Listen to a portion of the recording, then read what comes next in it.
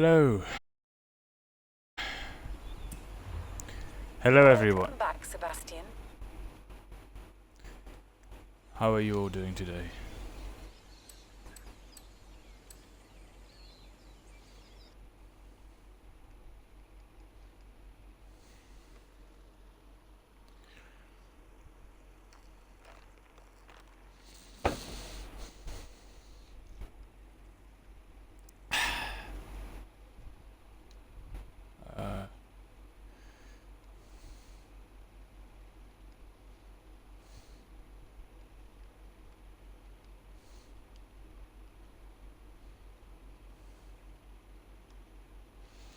Right, that's posted.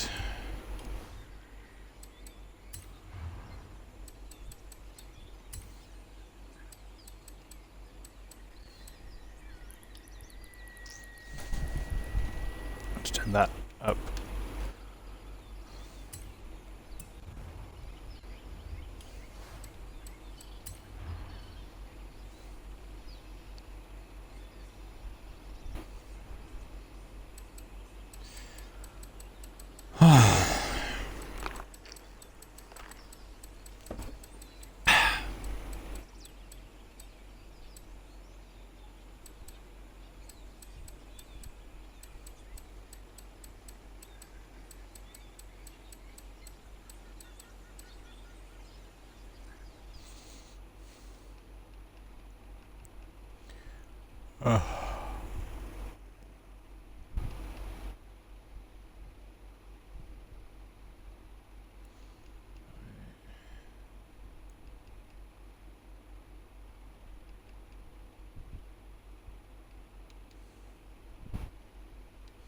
Yes, indeed.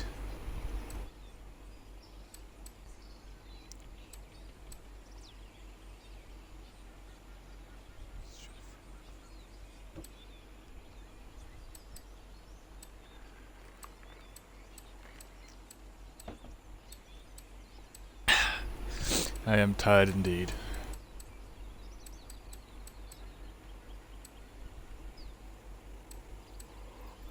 Let's get in.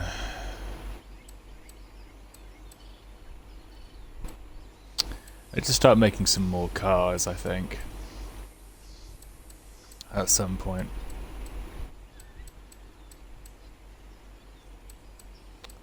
So I'm really running myself dry here.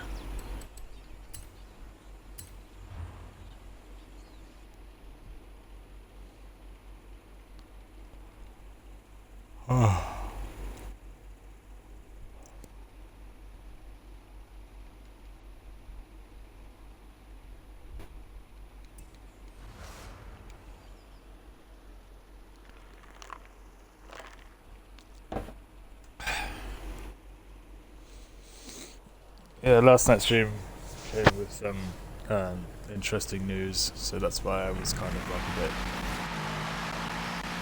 upset. So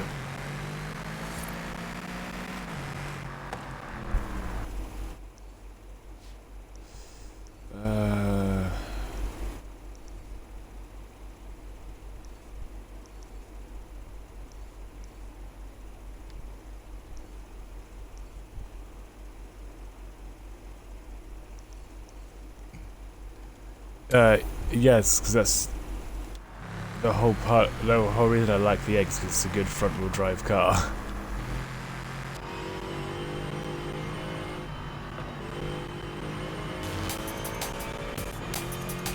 That's specifically why I like the egg. Yeah, I'm alright, just... yeah.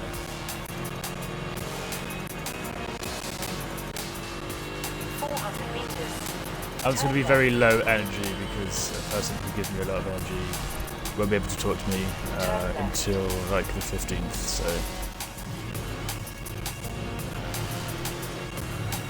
very low on energy now. I do apologise.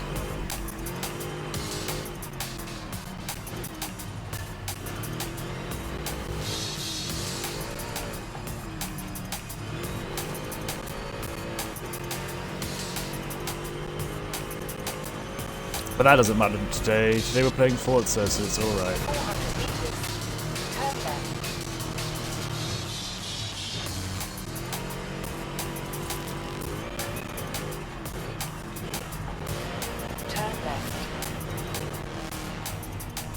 Oh shit.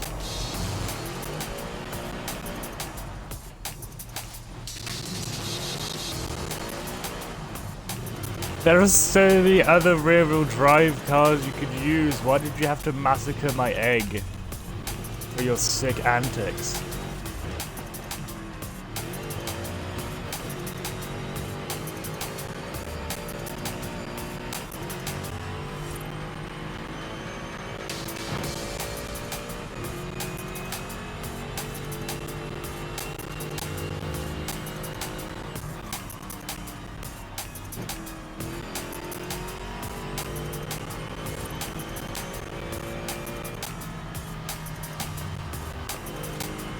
Yeah, don't talk about the egg.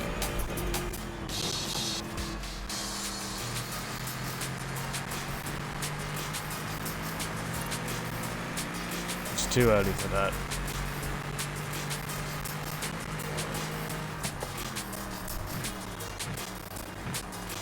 You have arrived at your destination.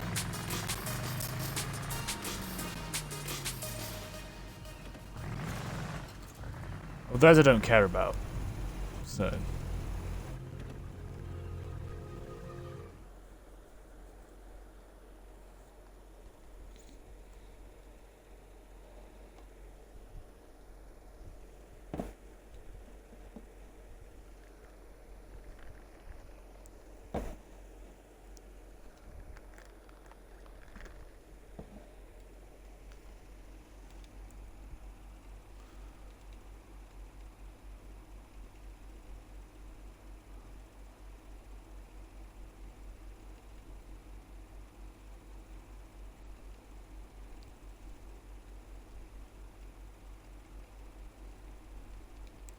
For fuck's sake, why do I keep accidentally doing that? There you go. If I ever send you guys a... If I ever send you guys a party invite on stream, and I didn't specifically say that I was going to do parties, then don't bother joining it. It was an accident.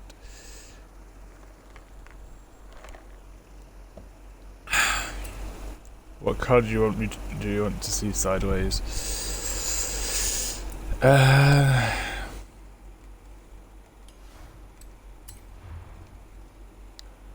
want you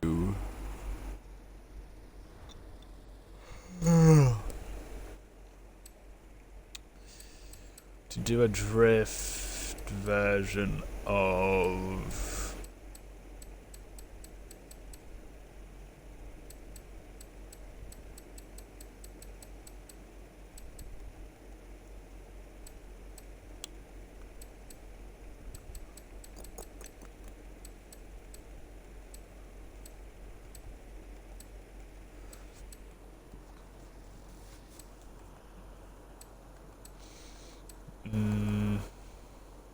the Vandura.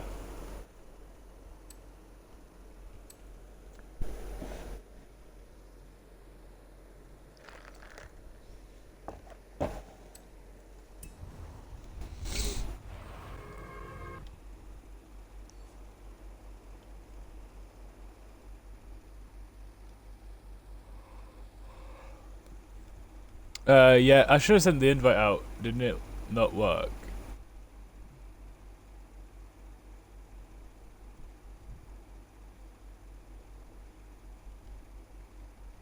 I don't even think I still have your...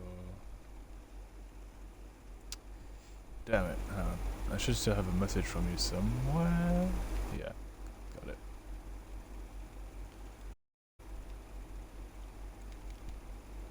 Sick.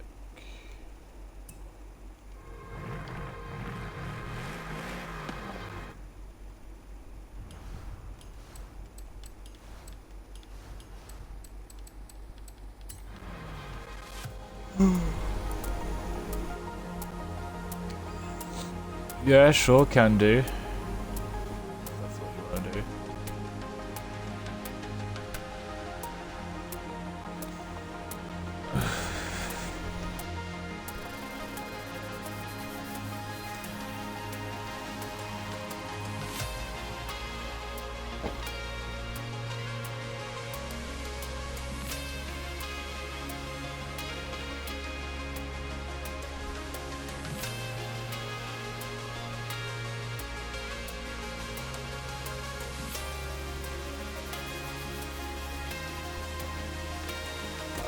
Ah, I did send you one. I don't know why I'm not going through.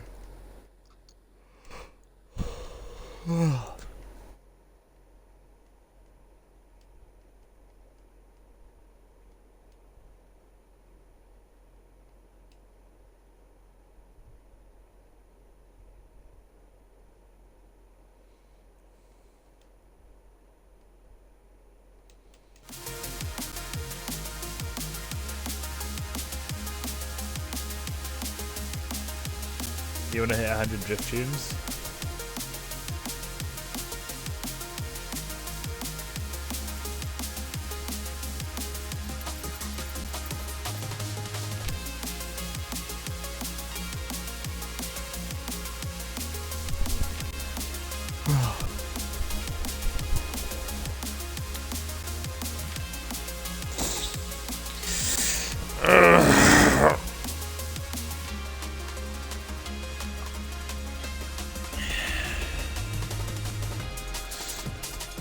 I guess I should probably invite Gaul, huh?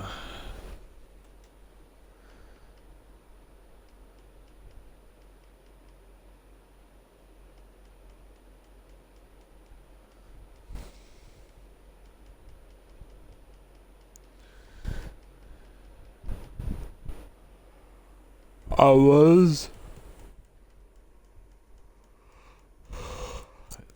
Like yesterday before the stream yesterday, I was gonna probably do Sea of Thieves, but then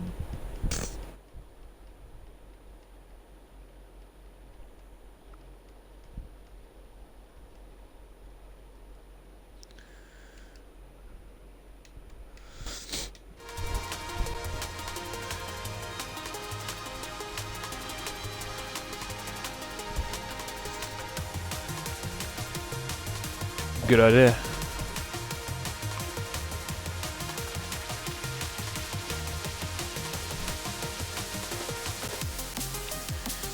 Yo, Dre, how you doing, my dude?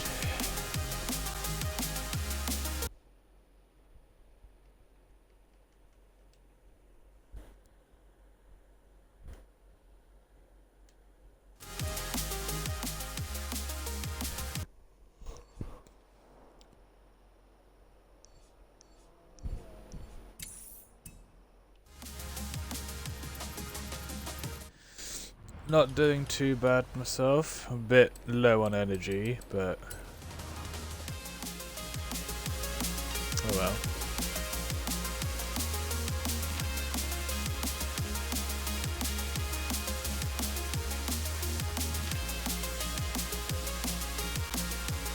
Wiring.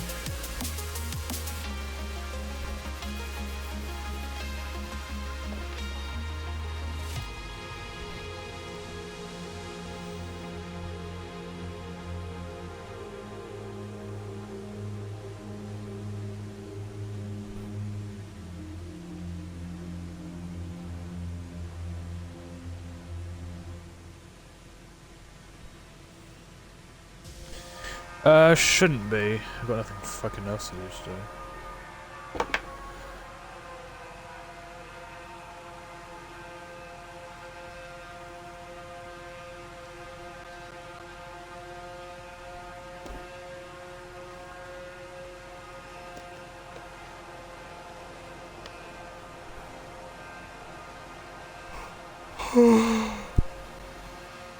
I just need to wake up.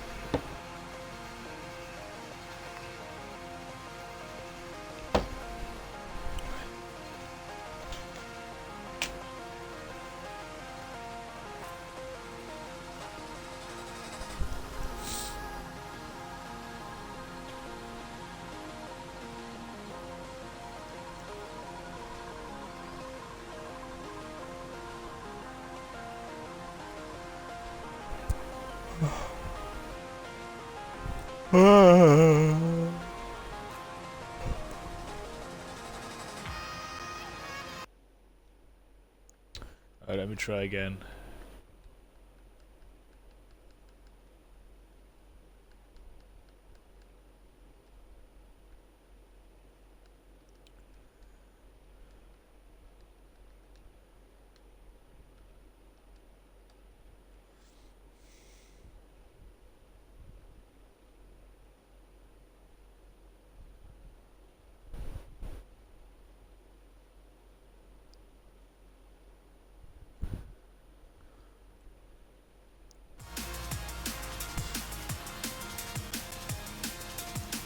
Ooh, that's nice.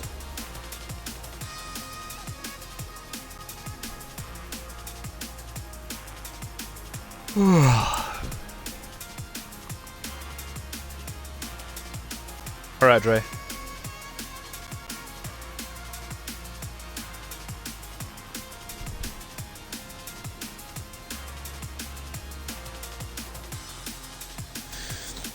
Yeah, no, I've been sending them.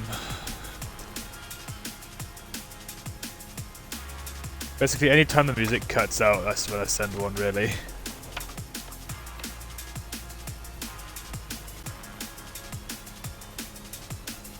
Did I lose my book? Oh, okay. I must have.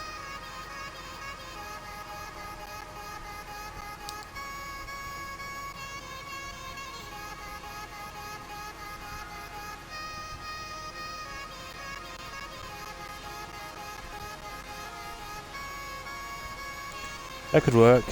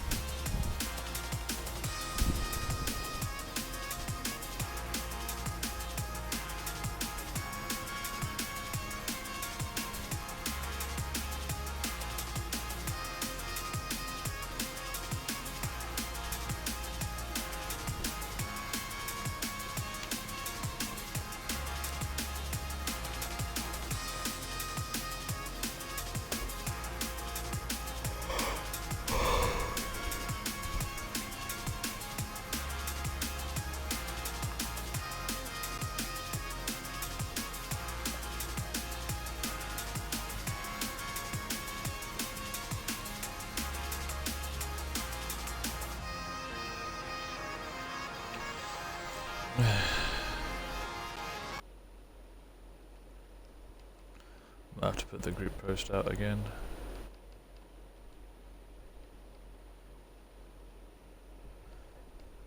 Baby Bacco! How you doing, my dude?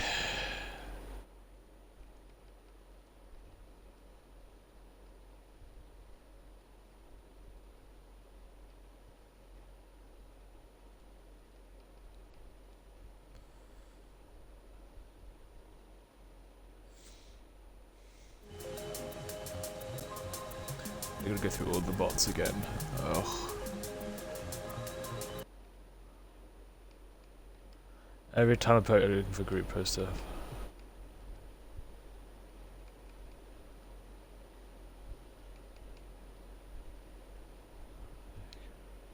Sleepy, I relate. No energy.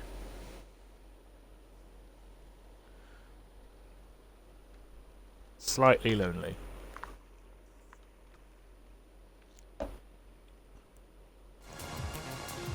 Oh well.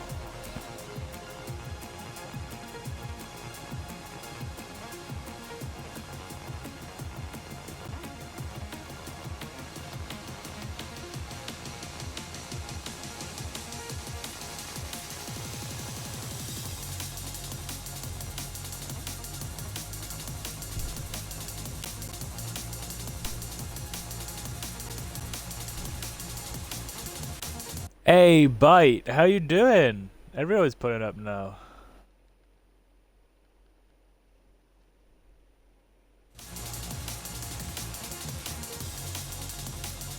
How are you doing, my dude?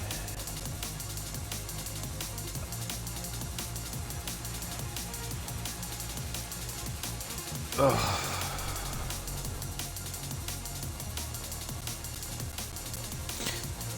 I'm currently thinking about what to have for dinner tonight.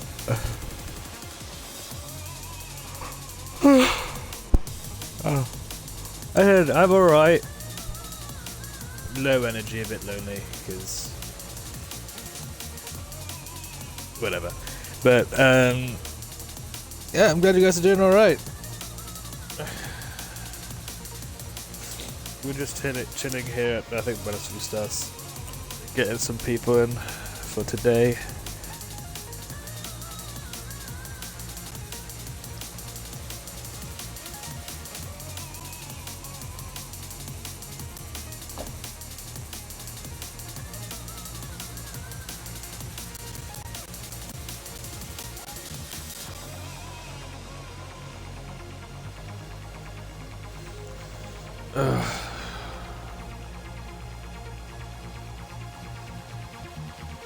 Glad to hear you well. Hope you have a great time and awesome streamer. Keep you tabbed up, bro. Much love. Thank you, bye. You have a lovely rest of your day, evening, morning, whatever. Thanks for popping on by. Thanks for the lurk. It's very much appreciated. And now we have more people who can't read looking for group posts. Yay! Is that Ghoul again? Just woke up. Well, good morning then. You have a lovely morning.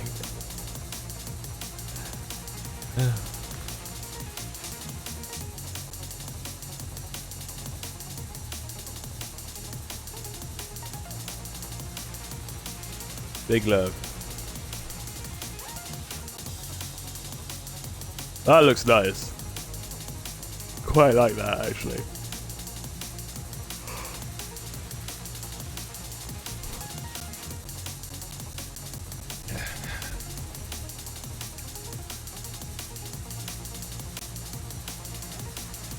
I kind of want to put out something else now as well. Kind of match that vibe.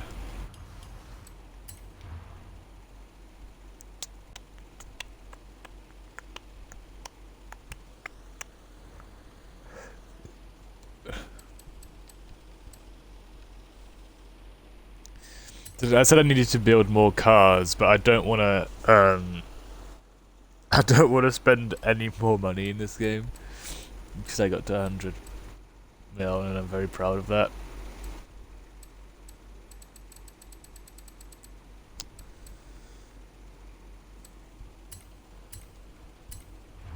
This one's stock very well.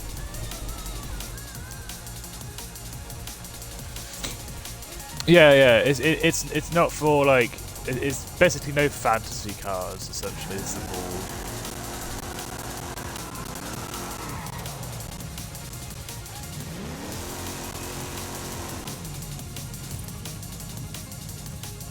Alright, good trying.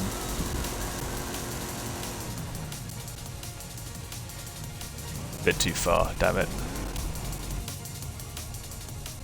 It was worth a shot. Ah, shit.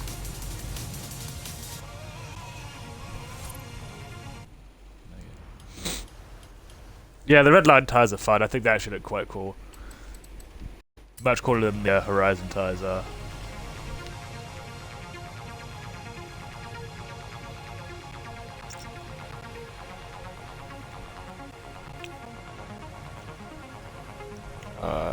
No, I'm just gonna put it back here.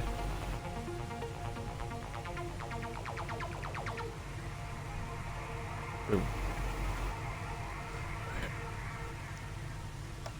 If you guys want to join, do exclamation point join in the chat. That'll bring up my gamer tag. If you send me a message, I will send you an invite. That is how the convoys go. So yeah.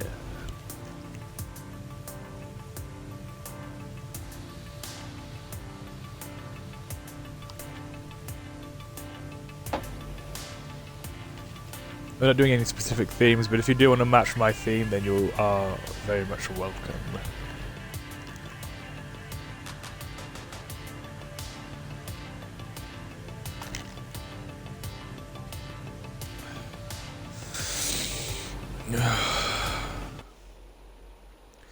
I might just say fuck it and invite those and looking for group posts, even though they aren't in the stream.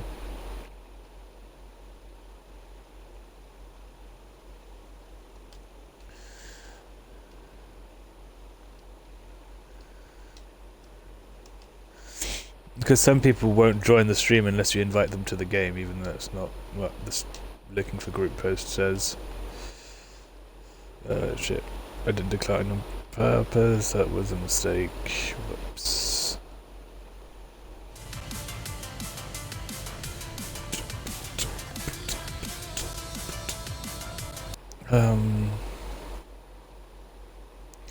What do you mean, unable to invite to game? What?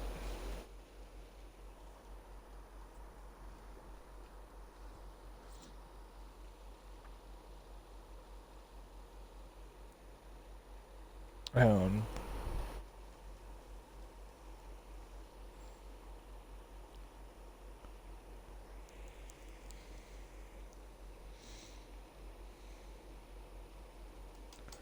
Right, so I can send Doom Guy one.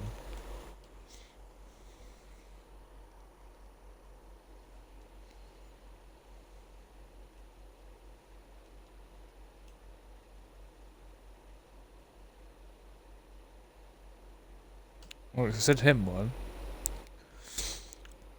Remix Cube, thank you for the follow.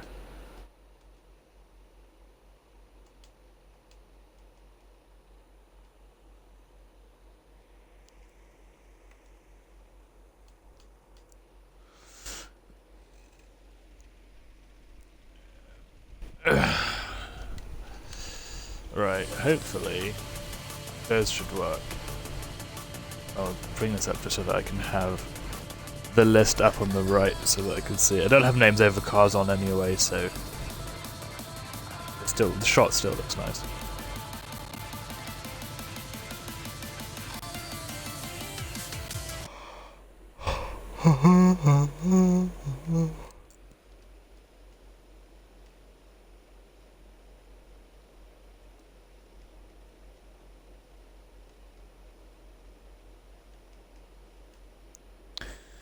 I do everything ass backwards.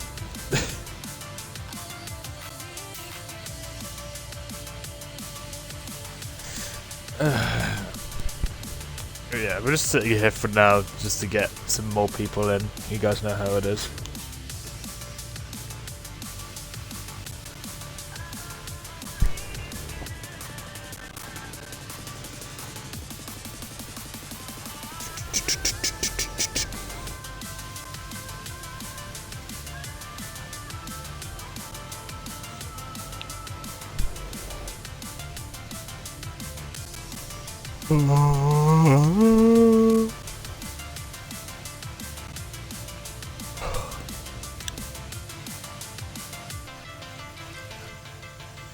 By the way, when we move from spot to spot, I don't mind if you guys go at your own pace. Just as long as you're not bothering anyone else.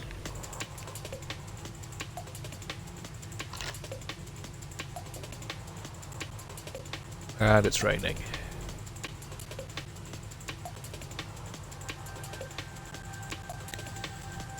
Oh joy. And also another thing, when I have the drone up like this, do not feel the need to park your car slap bang in the middle of the frame just so that you can get more screen time. Everyone gets their own time to shine.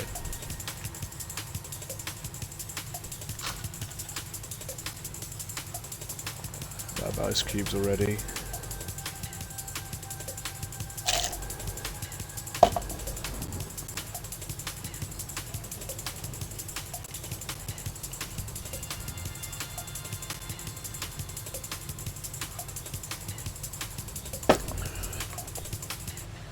I'm gonna be pissing like Niagara Falls later, holy crap.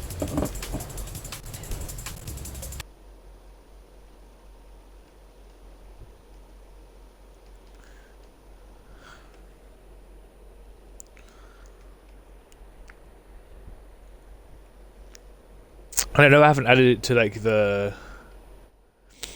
actual rules. Like the ones that are like written down in the thing. But that's because That was before there were so many of them. I don't want any like fantasy cars, if that makes sense. So like no like Hot Wheels stuff, like specific like. I mean, you can have cars that are of the Hot Wheels brand as long as they look like, you know, real cars and not like weird contraptions.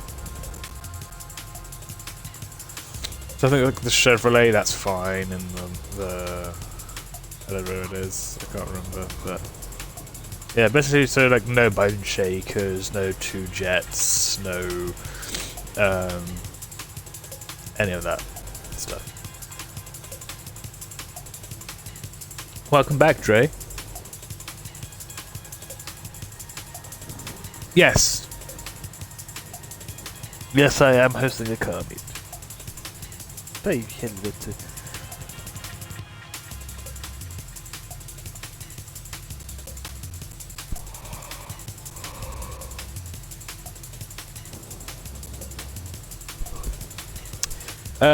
If you do !join, that will bring up my gamer tag. And if you send me a message, I'll send you an invite. You can also see my gamer tag in the top right. Yes, you can drive drift cars if you want to, just as long as you're not drifting like in the parking lot where we're parked at. Any theme, yeah. So like, you can drift on the way to where we're gonna park, but like once everyone's trying to park up and stuff, it's best not to drift about like that. Like, you know.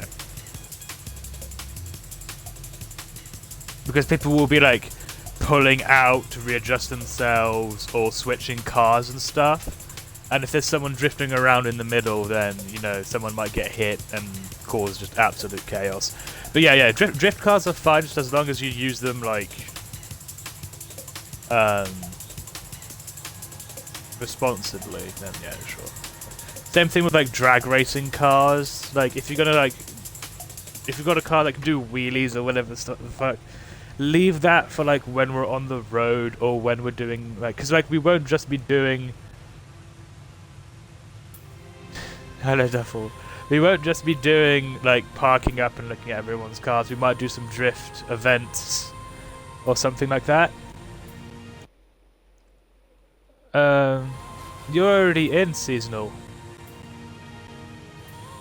I can see you at the bottom of the thing there. Oh, re-invite? Yeah, sorry. I can read. I'm just stupid. I lost your message. If I go with recently, yeah. Also, like a good safety net for you guys is just send me a message anyway, even if you've come from the looking for group post. Send a message anyway, so it's easier for me to find you.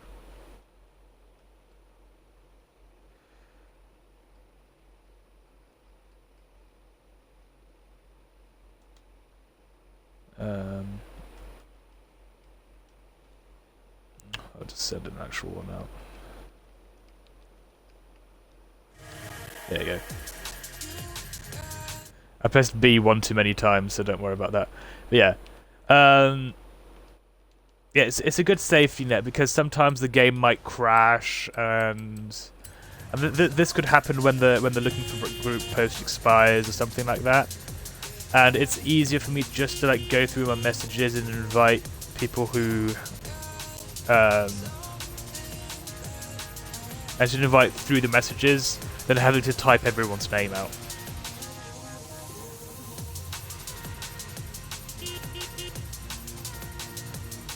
I'm doing good, Duffel. How are you?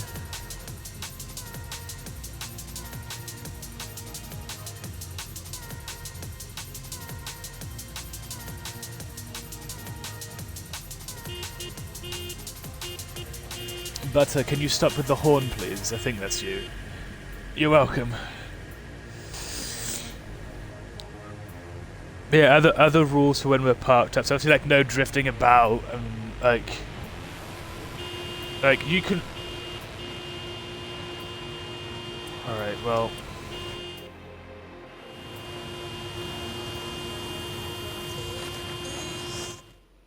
Yeah, well, you're getting kicked.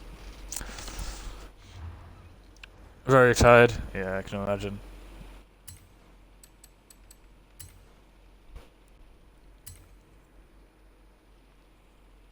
But,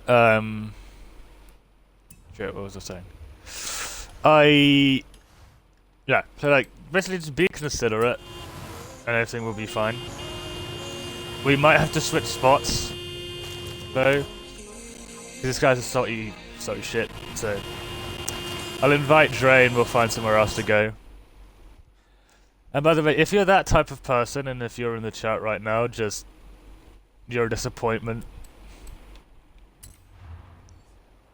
So I'm just gonna fast travel to another spot and then put the marker there for you guys.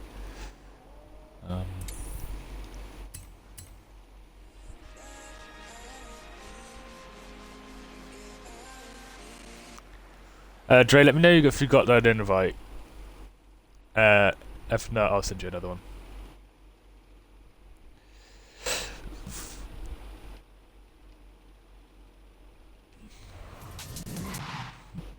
Oh, there you go. You did get one. I was just being extra safe. You guys can park wherever you want on the street. I'll try and put a. It's Cheeewsday. Cheeewsday. Yeah, I didn't know what to put for a title, so that's what I went with.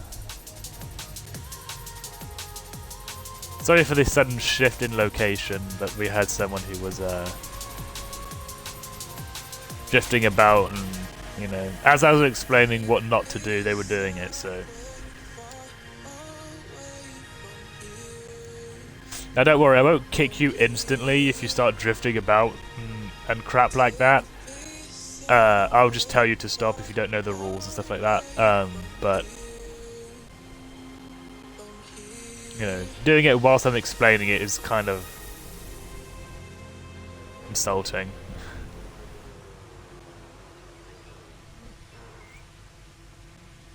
So when also it's okay we say that too, innit? Yeah. Like when we're pulling up to like a place like this where there's like a big street down the middle and the different places for us to park, just be careful when you're driving along the road, because again, same issue as earlier. You know, people might be pulling out, readjusting themselves, pulling in, or anything like that. So, just keep an eye out and be careful, and we'll all have a good time.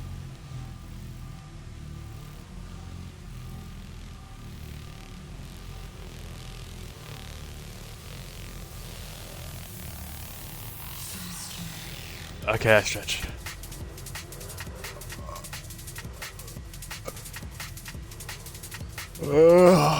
Thank you, I actually needed that.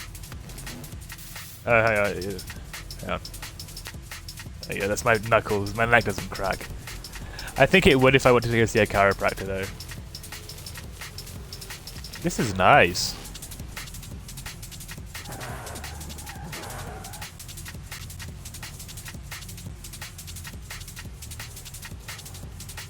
Trying to see like what a good angle would be, and I think like this couldn't be too bad. Is he fucking back?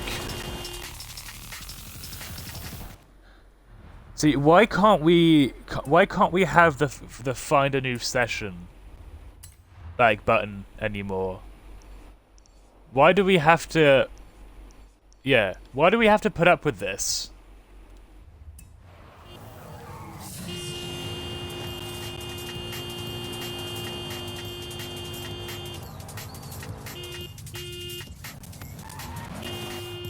I know what we could do. Everyone in the convoy, get ready to accept a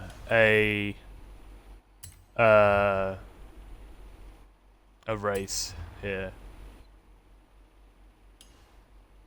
No, we're not gonna stay in. I'll just make it like a short one. So that we can just like go and do it, and then just.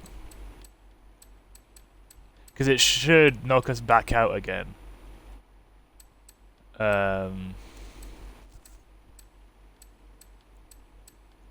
What's the short one? I don't want one that's too... it was like... Shit, I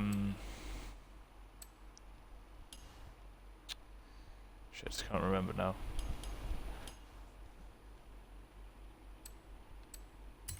Yeah, festival drag strip one, why not? PvP, my convoy.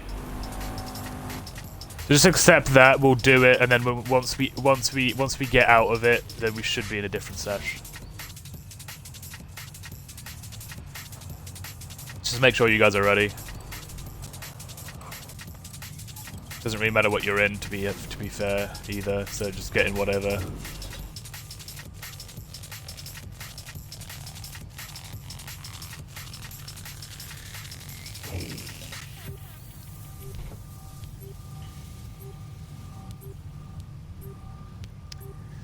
No, I wouldn't condone such a thing.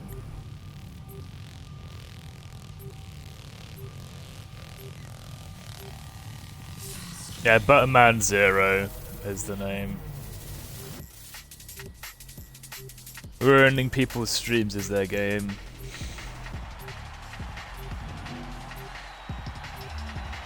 Like, why did they remove the ability just to find a new session?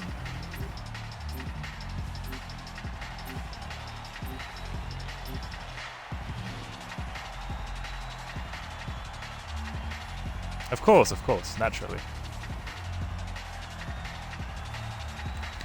And don't worry, everyone, I'll get your invites out for those who haven't already joined.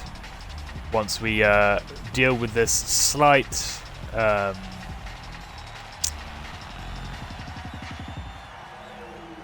issue.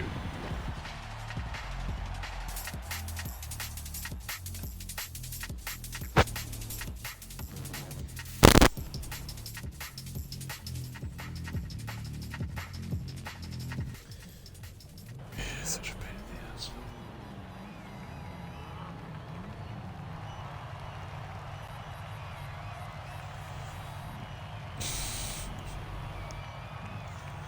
I mean, I like your guys thinking faster cars means it will be over faster. I just wasn't bothered to continually sift through my cars.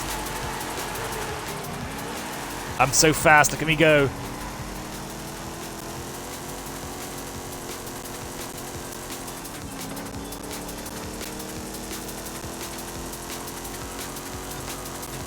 Only has 4 gears.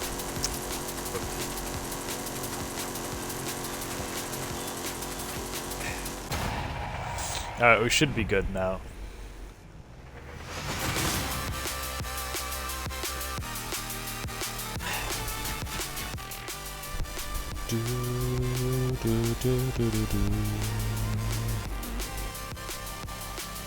Wow, it was such a close race. Wow, so close.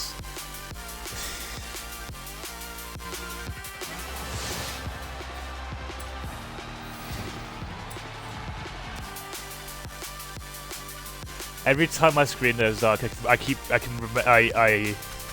anytime my screen goes dark, I remember that I have cat ears on my head and how I haven't actually sewn them on to my headset properly.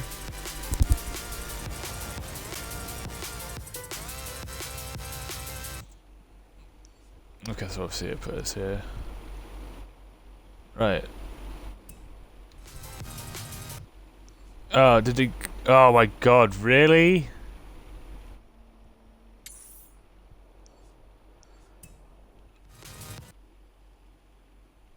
No, I'm not saying oh my god really to that. I'm saying oh my god really for the fact that it's taken away my ability to do group routes for some reason.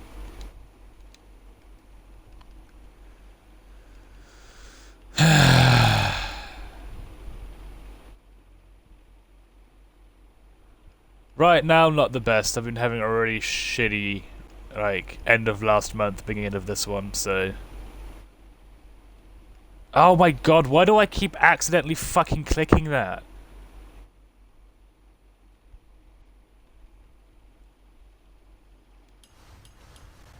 Yeah, it's a problem with Forza that definitely should not be a problem in the first place. But we're going here. You guys know where to go. Like, hi, I work at Turn 10.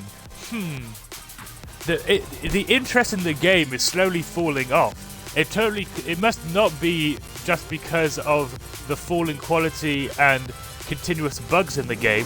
No, it's because there's not enough content. Hey, Hot Wheels, can we make some money? Yes, but if you want to make your money, you've got to release that DLC now. But we still have bugs to fix with the game. I don't care. You want your money, release that DLC now.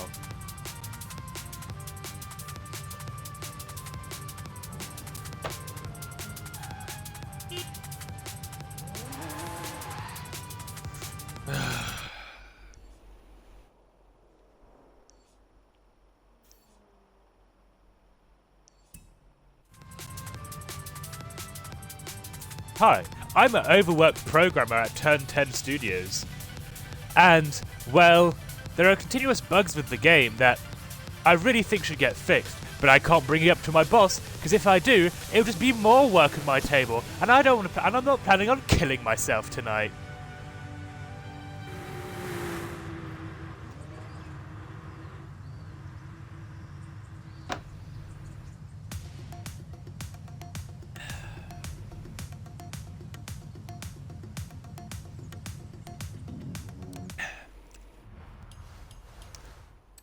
As you guys can tell, I'm not very pleased at the moment.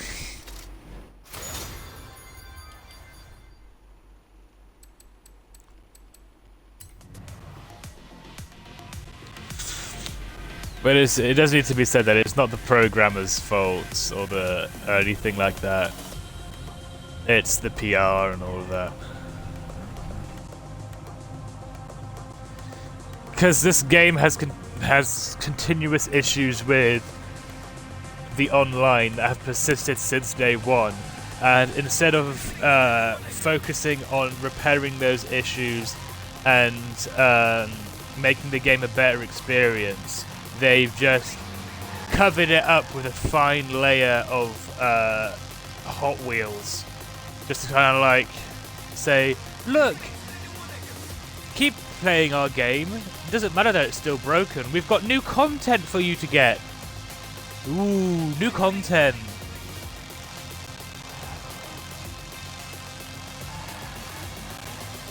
That's why I'm not pleased.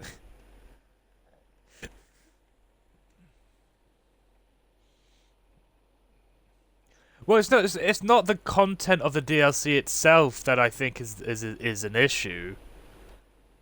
It's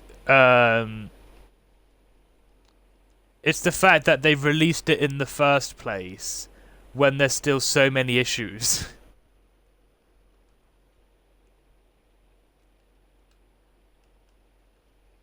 Like just the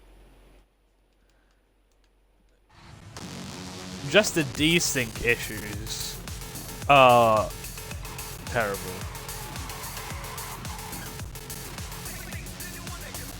Yeah, and again, don't blame the development team. They're probably on quite the time crunch.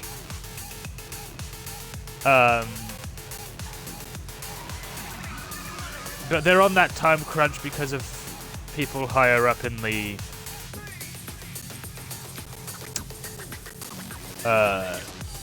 company that are saying, "Hey Billy, you got that Hot Wheels DLC ready to go yet?" Well, no, I'm fixing desync issues. Oh, we don't care about that. Maybe we could do.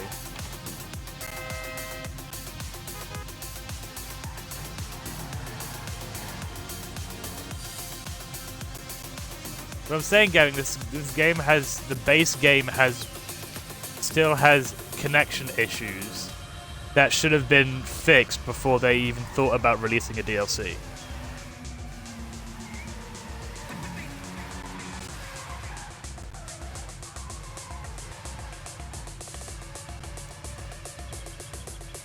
Can we leave the drifting till later, by the way, whoever's in the twerk stallion right now? Because people are trying to park up and you're getting in the way. And we might do some track day stuff. We did do it last time, but... Oh yeah, but like, now it's another thing that they're gonna have to keep fixing. It's, you know, I'm not saying that they've rushed out the DLC. Like, they've been working on it. It's definitely been worked on alongside the main game. But what I think they should have put off the release of the DLC to maybe fix a few more of the issues before making it go live. But I think one of the reasons what makes me think that they released it when they did is because just by looking at the looking for group posts, like the number of looking for group posts that are up, were up before it was released, the playership was going down at quite a rate, and they needed something to rejuvenate like the game, you know, almost 4 months in, which is kind of sad if the game dies in about 4 months. But I don't know. I'm no game developer, I'm no game expert or anything like that. I don't doubt that the DLC is fun, but you can't deny it's Turn around when it is safe to do so. Very bleh. Yeah, it got to the point where even I was returning back to 4.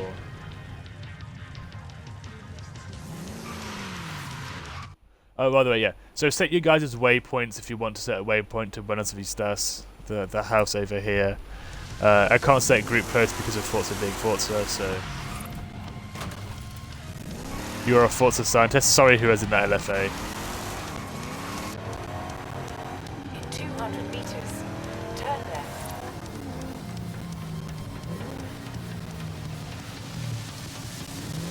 Yeah, it is quite upsetting that...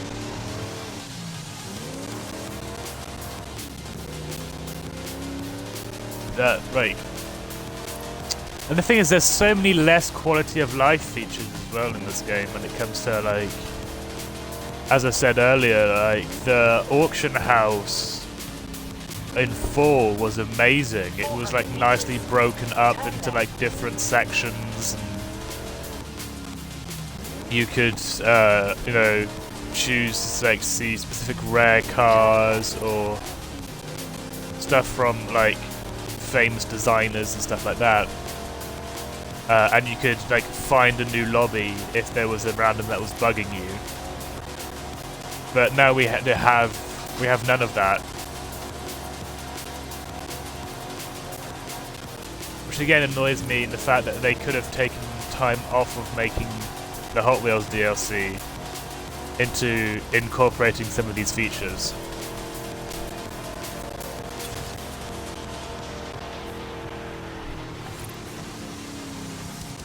And I'm sure they have a very valid reason for not incorporating those features.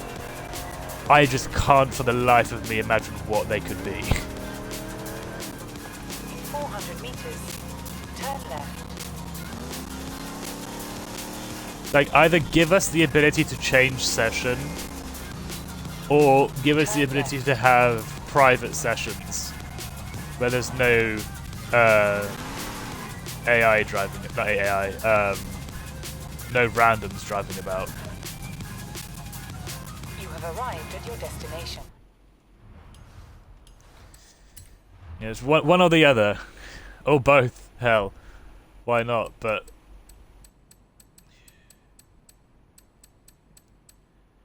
this game is like, when you spend a lot of time on it, like I do for work reasons, you start to realize these things. And you start getting quite angry.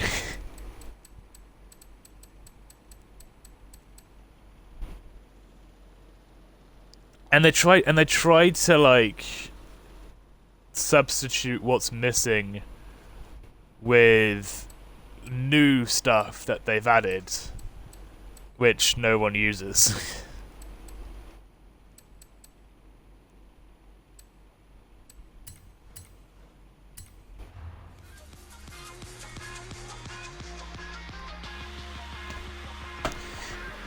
And I don't doubt that eventually this game will maybe start getting new features and things like that to like stretch out the longevity of the game, because if it gives us everything at once, then we'll just, I guess their thought is, if they just give us all the features we want at once, then we'll have nothing to look forward to.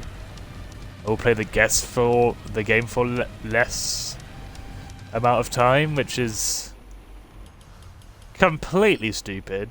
Just saying that out loud is stupid. So if that is the reason, then I don't know what to tell you. But we do have a good mix of vehicles here today.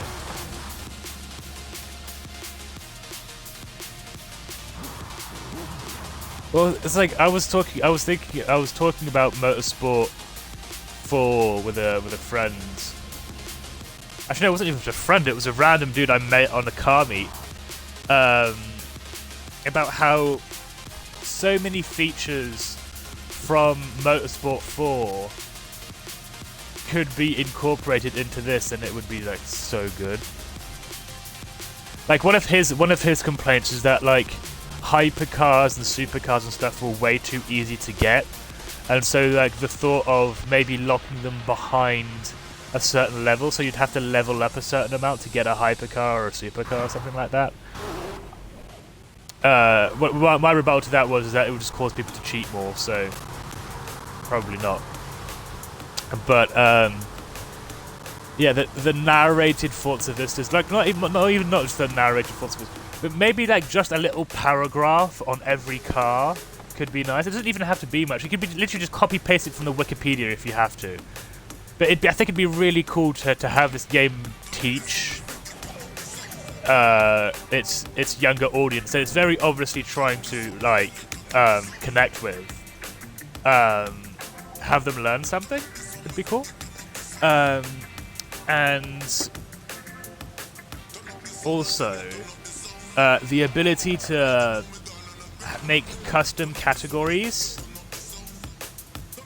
Because in Motorsport 4, you could create your own categories inside of your garage. So you could have all your drift cars or your drag cars in one place. And easily accessible. So like custom filters, essentially.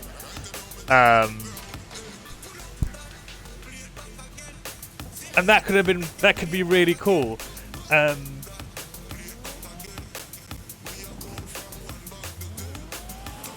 Yeah, maybe adding some more track cars, maybe a track, like a proper track, could be cool. Like all of these ideas, and I semi-regularly hop into their live streams and see like what's going on, and it's like bug fixes and improvements, which is I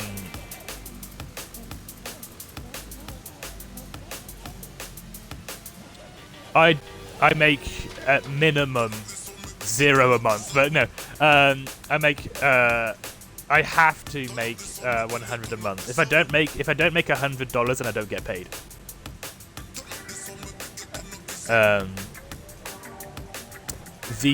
So what was I thinking?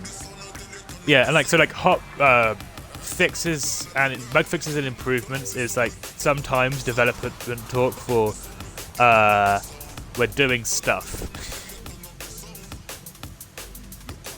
Like we can't tell you exactly what it is, but we're doing stuff. Well, it's not that I'm guaranteed to make $100 a month.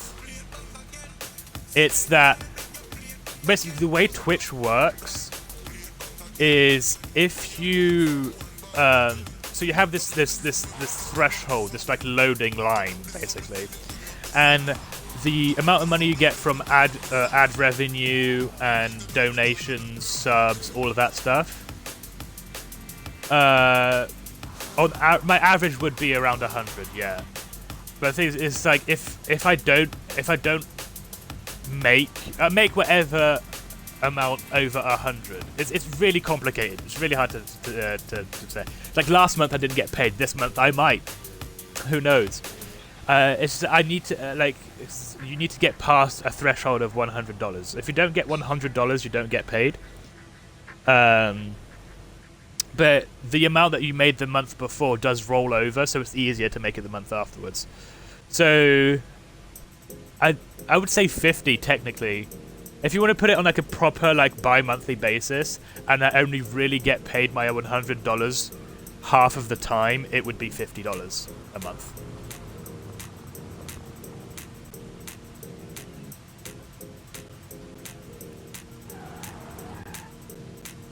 But it's not a fixed salary. It's crowdfunded.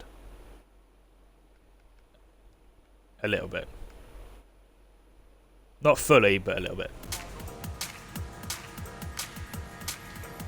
There are like things in the if you are interested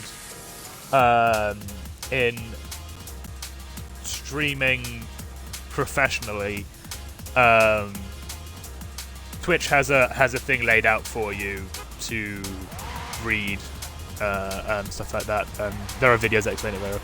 I ran into three to four people just hacking in Forza, and Forza never fixes this. But it could help somewhat to the community because some people use hacks to like play the game. Run races. The thing is, like, people. I don't get the excuse of using exploits and cheats to get away from grinding. I'm gonna be big in this game because you can make money by just driving around. You know, it's a driving racing game, so obviously you're gonna have to do a lot of driving and racing to further yourself. Good man.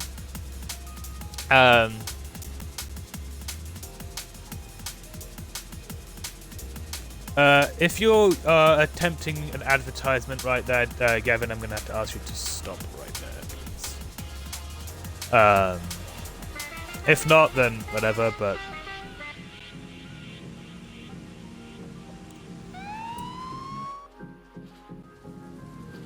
Ooh, a donation?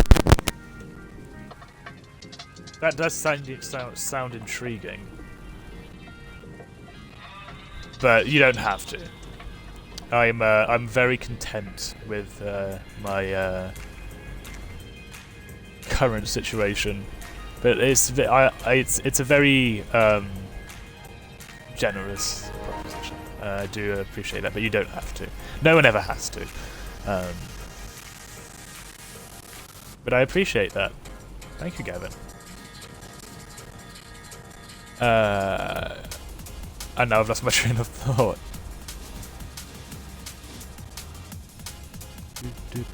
I probably should be looking at some of these cars, huh? I do rant quite a lot, and I do apologize.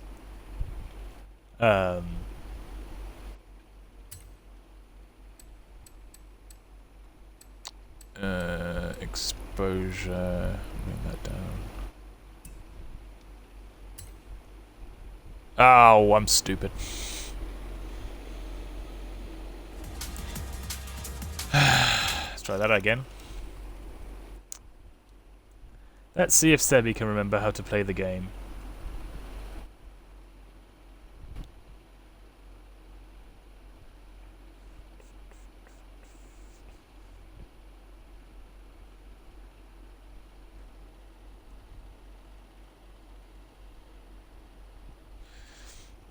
Alright, we'll just leave it at this exposure then. Fuck it. I think this is really cool. But people play the game by hacking for like making money, but some people use hacks and then play the game 24/7. Like I found someone that hacked like a year ago for 2 billion credits, but now they host cards 3 times a day.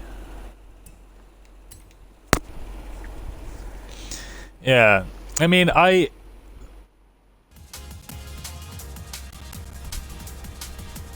can't say I can vouch for anyone who does cheat in this game. No way.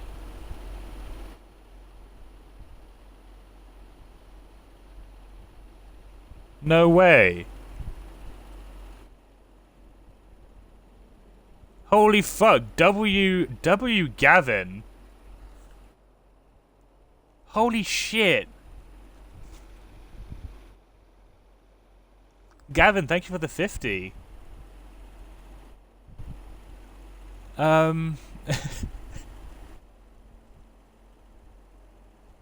Holy shit. Oh no. Oh. Boo. Everyone boo Gavin. I do have it somewhere in bio, but I feel bad now. I feel you feel bad, I feel stupid, so we can all hang our heads in shame. I had to check and double check because I didn't see the 2 dots. Damn you, Gavin. I don't even know.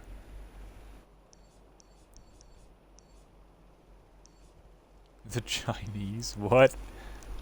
What does that have to do with anything? Let's go to our little spot up the mountain. We'll go up here. Sad trombone, yep. Sad trombone indeed. I'm really annoyed about this whole group route situation though.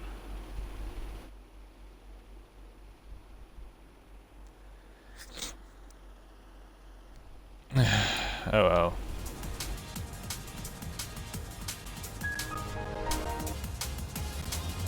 In 100 meters, turn right. But yeah, there's a little spot up the mountain, not where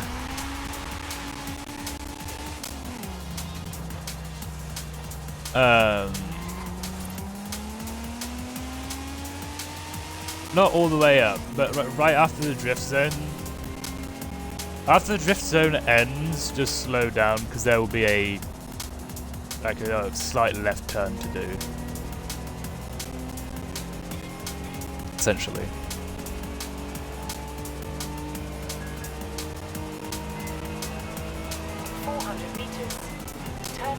If you guys do want to donate, there should be a donation link in my about section. Turn left.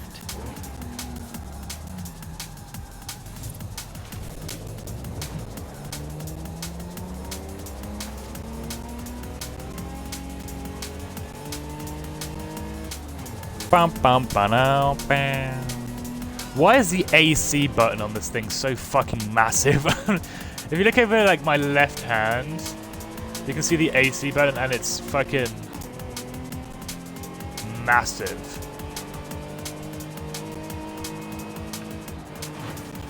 Ouch. It's like, it's bigger than the warning, like the hazards light.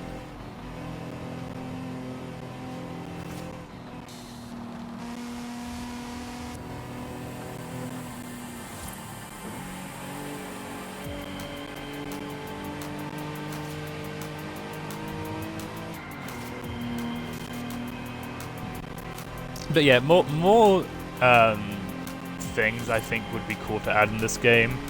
No, apart from like the obvious one that everyone wants, you know, workable indicators and stuff like that. It's just the simple ability to put stickers on my windows.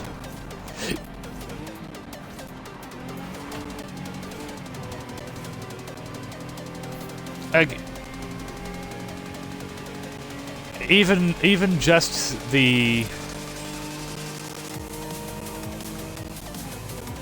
like hell, make it like its own separate layer that has a really like low layer count so that I can make it look like my car is going off to auction, or I can make my own sun strip. So like for the windshield, obviously like make it so that you can't make it any like completely covered. But yeah, just the ability to like put a number or a name on a window would be so cool.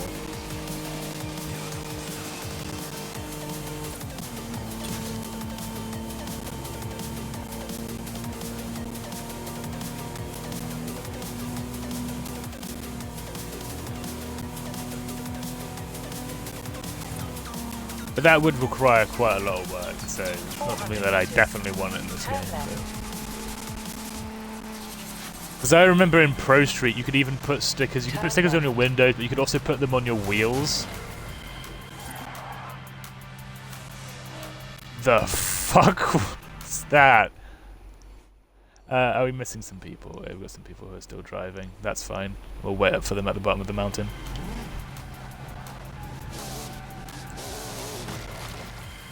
But if you guys want to go up now, you can. I'm just gonna wait for everyone else. Remaster Pro Street, yeah.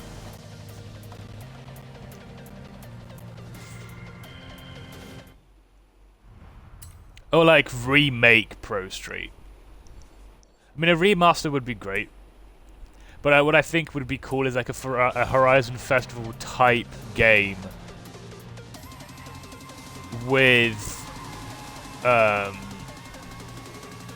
like the Need for Speed Pro Street kind of like aesthetic, and all of its features like the auto sculpt and all of that stuff.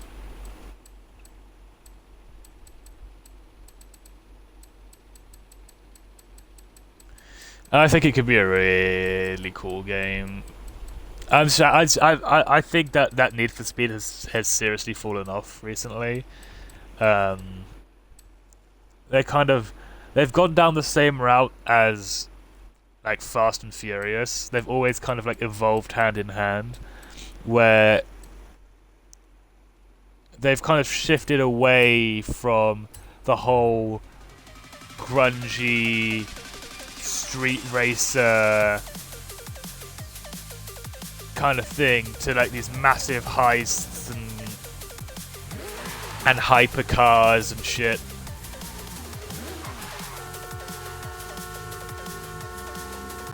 Okay. But yeah, like they've kind of drifted away from that like tuner culture, built and not bought kind of thing, to just hypercars and stuff like that. Like I remember, like when in racing games you got a Ferrari or a Lamborghini or something like that, you were absolutely shitting yourself because you were like, "Holy crap! I finally got one."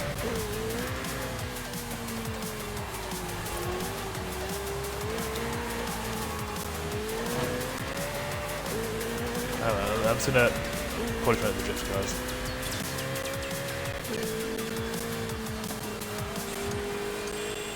ADHD cars, exactly. Low attention span, fucking.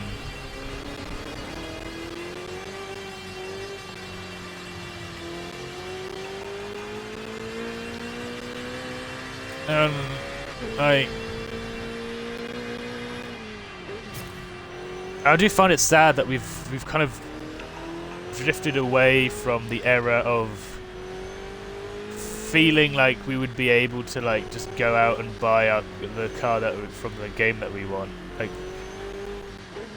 it's like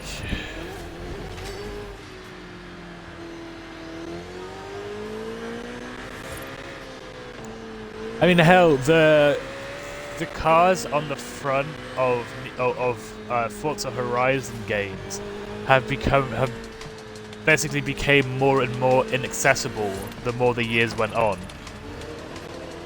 They started off with a Dodge Viper, which, to be fair, isn't completely like accessible either, but to a Lamborghini Huracan, which is, you know, a little bit more pushed, you know. Then a Centenario, which is like, you know, already quite up there. Then a Senna, which is basically unbuyable, and then an AMG 1, which is just, you know. It's like, yeah, they're cool cars, and car companies spend a lot of money, give a lot of money to Forza to have their newest, most expensive car on the front. And I have no, like, qualms about having aspirations of one day owning a Lamborghini or something like that. But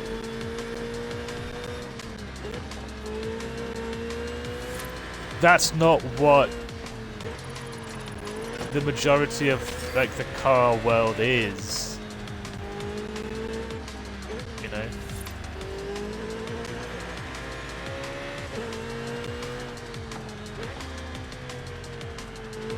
Hell, Forza Motorsport 2 had just a Nissan Fairlady on the front of it, like it was a 370Z, I think.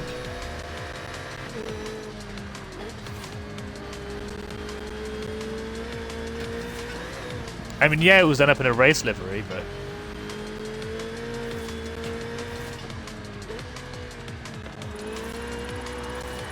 that's the other thing. Like, Forza Motorsport games, when was the last, like, starting in Horizon, like Motorsport 4, was it, that they stopped putting, like, race cars on the front of their track game?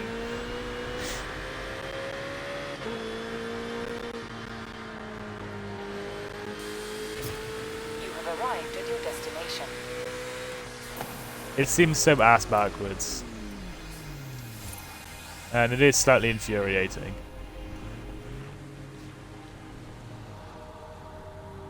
Now, I'm not saying they need to put like an old run-down Civic from like 2004 on the cover.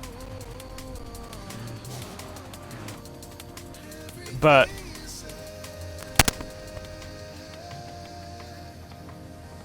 they're so out of touch, I feel, with like what people actually want to drive and race and stuff like that.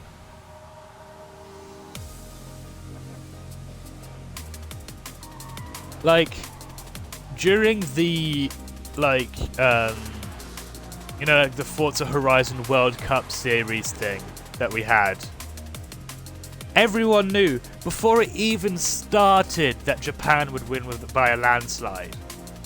It was inevitable. It was gonna be Japan. Japan was gonna win 100%, right?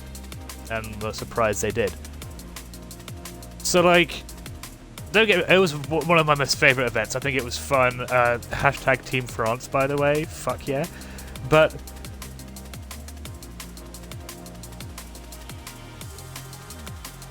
it's surprising to me that they didn't know that it would win by a landslide.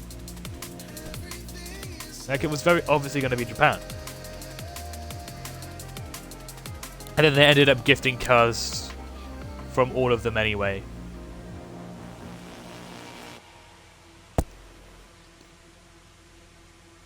So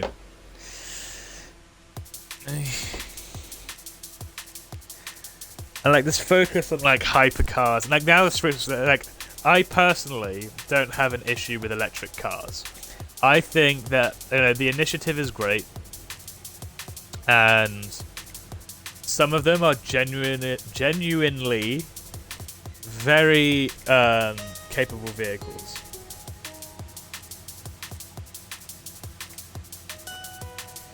Question: why don't you want to be in a party during car meets? Because of the toxicity of the TOS being broken. Yeah, basically remix. That's pretty much it. It's a mix of that and the size of I'll let that one slide or whatever. It's that when you've got 12, imagine trying to have 12 people have a conversation like we're having right now in the same party. And like some people will have their mics included, some people won't, so we kind of feel like you're talking to a wall for a few seconds, and then it's like, for some games I do include my microphone if it's like a small like team and it's with people that I know. Like Sea of Thieves, I'll have a party. GTA, if I'm just doing demo derbies or heists or stuff, I'll have a party. But for Forza, I think it's better to just have it like this, you know. Yeah, true. Plus Forza does sometimes have people that always break the rules of TOS on Twitch. Yeah, the thing is, the worst is like not a lot of people know what words you're allowed to say and not allowed to say on Twitch. So. With the price of things now, I've given up on getting my dream car. Now I'll be happy if I could get the 392 for my truck now. Yeah. Yeah, I've pretty much given up on getting a dream car. At least in the foreseeable future. I am thinking about maybe turning myself towards bikes, but my mum will not let me ride them. So even as a almost 22-year-old, at the moment it's just straight up water from a coffee cup. Yeah, an Americano coffee cup specifically.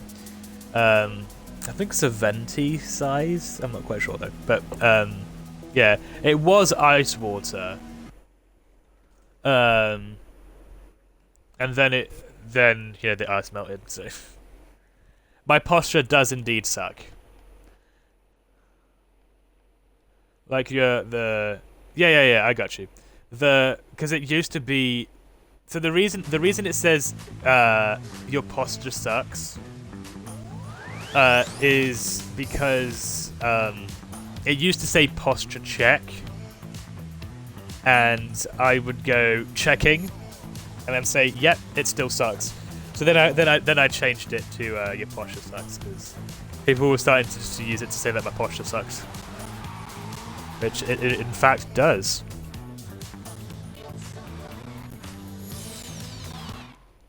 See, everyone's having fun.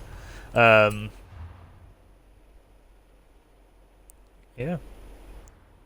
Well, if you guys do have any more questions, do feel free to ask them. Just so you know that I will be doing a Q&A on the 6th, which is my birthday. So if you've got like any like big questions you want to ask, maybe keep them for that.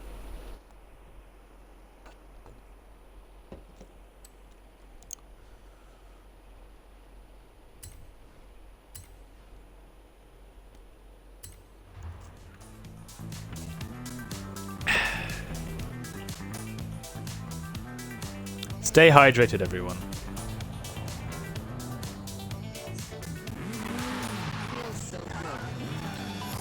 Yeah, also like one of the other reasons why, like one of the also the reason where do babies come from? But the reason that it says consume liquid instead of hydrate, because again the base one is hydrate, is because for a while I wouldn't actually be drinking water. I'd be drinking like coffee or cola or something like that. Now I drink water because it's the middle of summer and I don't want to die. But yeah, during the winter it won't be water. It'll be fucking like hot cocoa or something like that.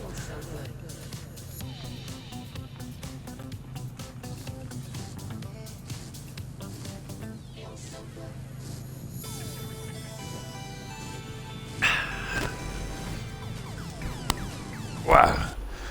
Alright, well I think the natural progression now is to go to the stadium, I assume. So the way I do the parking up at the stadium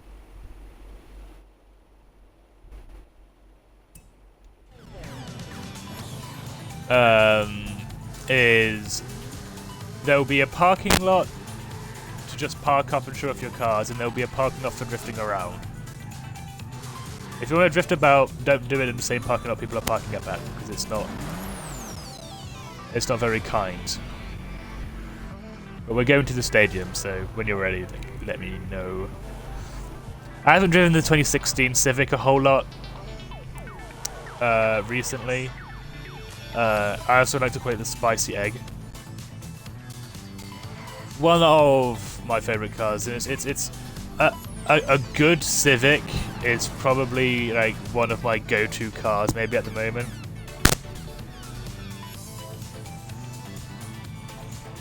If I were to get a car right now, it would probably be a fun front-wheel drive, like a Civic or a Focus or something like that. I don't know. Hell, maybe even a Golf. But I am kind of like focused on Civics right now, though. I do like a good Civic. All right, well, send me another message when you're ready. Yeah, hang on, I'll find somewhere to pull up to invite you guys. We had a little bit of an issue here.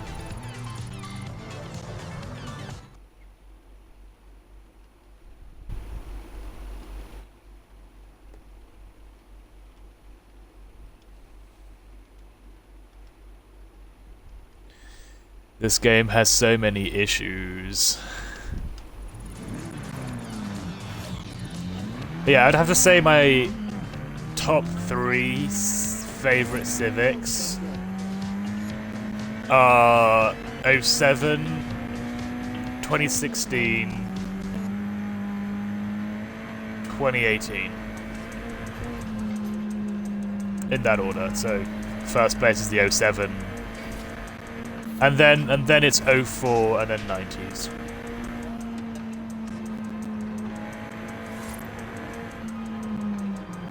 F Power, thank you for the follow. You guys don't have to agree with me. I know that a lot of people do like the one from the 90s quite a lot.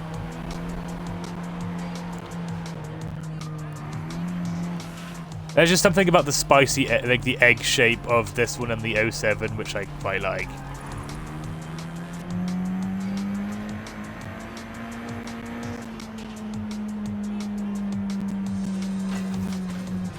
Ouch, ouch, ouch, ow. Alright, I need to stop reading chat whilst I'm trying to drive, because I'm going to crash into Gaul again. On the 2018 Renault Megane RS. I don't think I've actually had a look at it yet. Oh, the one in the... I'm so stupid. Of course I've seen it. I kind of like the older ones.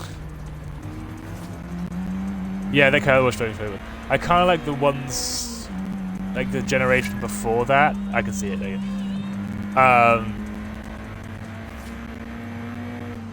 Yeah, I had to rejug my... I had to remember that we weren't in 2018 anymore, and that wasn't the newest car that came out. Yeah, I prefer the generation before better, but they're still very capable cars and very underrated.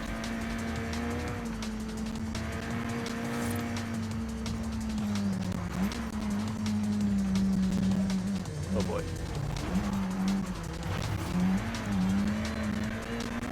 Because I would get a Megane or a Clio RS if I wasn't living in France right now and they would be like just kind of made fun of. You know, especially the Clio. My apologies. I sat in one going around Silverstone. Just a quick look. Yeah, it's like front-wheel drive cars are fun.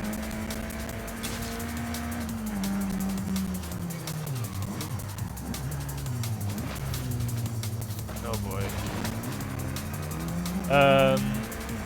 Well, we're going to the stadium right now.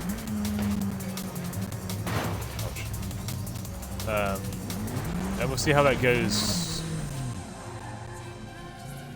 Yeah. It's like what like about them again, I prefer the generation before. Because I don't like its face. I don't like the face. But overall, I think it's a very good and capable car. The problem with like fun front-wheel drive cars in this game, though, for like handling things, like all the roads are ridiculously wide, and so there's no real advantage to them, really. That's my childhood right there. Hang on, let me get my one out. That's actually supposed to look like the stock one. Hang on.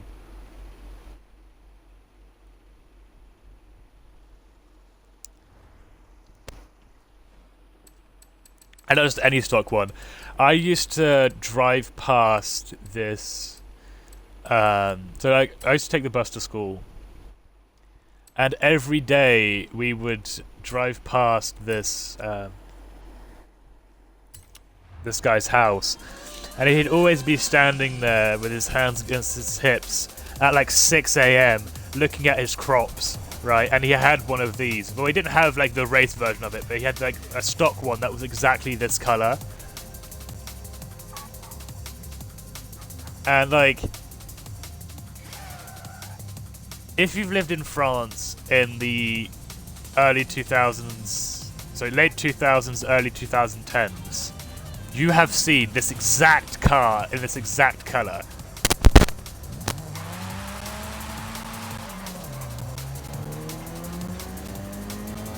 And you've seen, and hell, a lot of the times, if you had like a bunch of friends, at least one of your friends would have, one of your friends' mums would have one of these.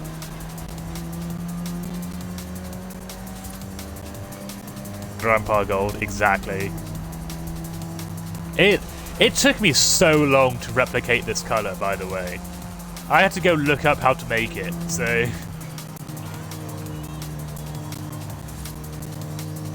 Yeah, these things would always smell of cigarettes, and like you'd sit down on the seat and this big puff of like dust would come up from the seat.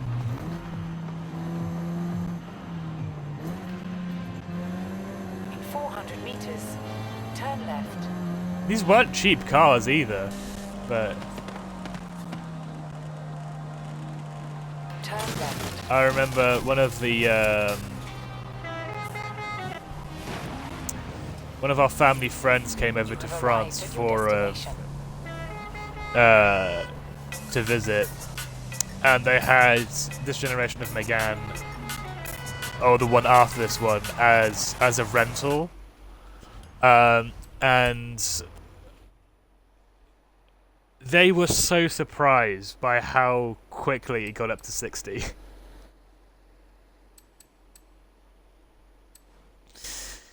And yeah, I rode in it as well, and it was like, they're giving this out to rentals? Really? But yeah, fun. It's a fun thing to think about. Also, like, I love how most of the Renaults in this game are right-hand drive because the UK. Because Williams.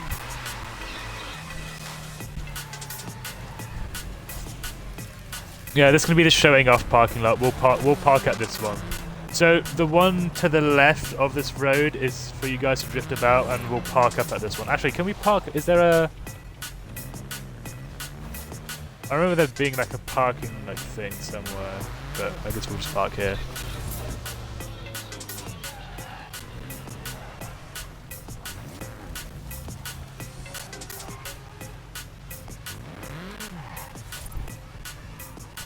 Actually, yeah, I see it. I kind of see it.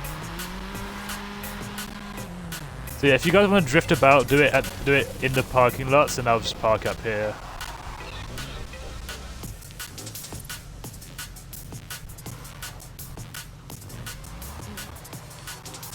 I like this because of how unassuming it looks.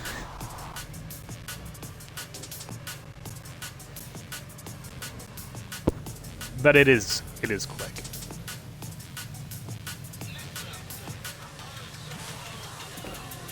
It is nippy. I had one of these in Horizon 4 actually, in this exact color as well, and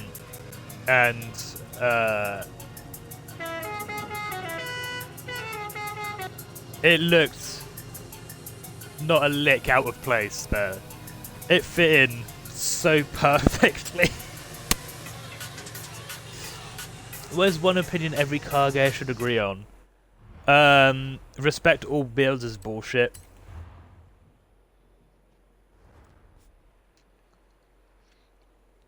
Like, to the strictest terms. Like, if you say respect all builds and all builds unconditionally no matter what they are, that's bullshit.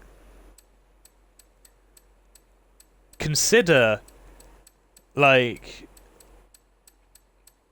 maybe looking, like if you see someone with an interesting looking car or a car that you might assume is ugly, feel free to go ask questions and try and understand it more, but that in no regards means that you have to 100% respect it. I'll add on to that. Every car guy should know that pop-up headlights are really cool, but they are not very safe.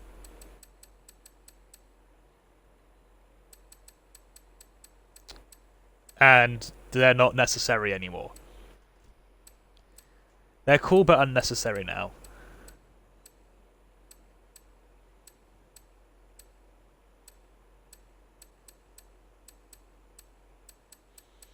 Yeah, going back to the whole respect all builds thing. I try. It's for crash safety. So like if you hit a pedestrian, if it's like the pop up ones like the Miata and stuff like that, it's an extra. So like they won't roll over your hood. They'll get caught on the headlights and get dragged under the car.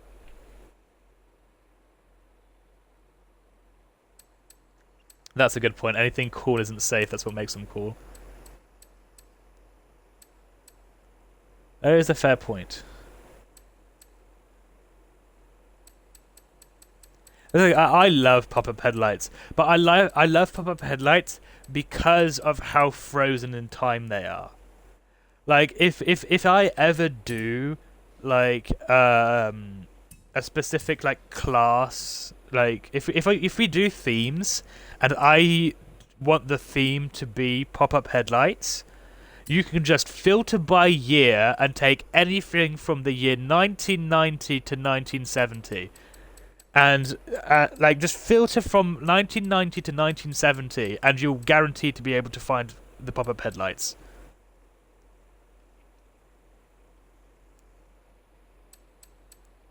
There's no point looking before or after that. Just look through there and you can find all of them. They're all there.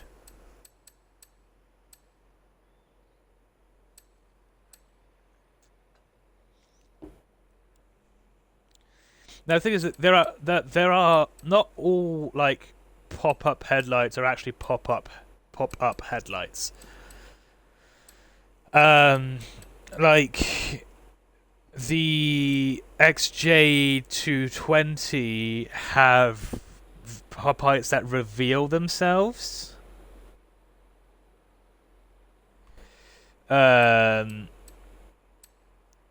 Which are arguably more safe.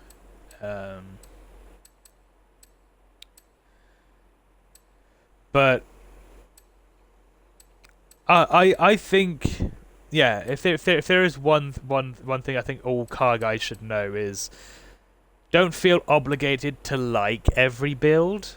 Don't feel obligated to respect every build, but feel obligated to learn about every build. Try and figure out why they did the things they did. And that's a valuable thing for anything in life, really. And I'm still trying to figure out what car I want to get in. I can't keep getting in the Quattro. I'm getting it way too much.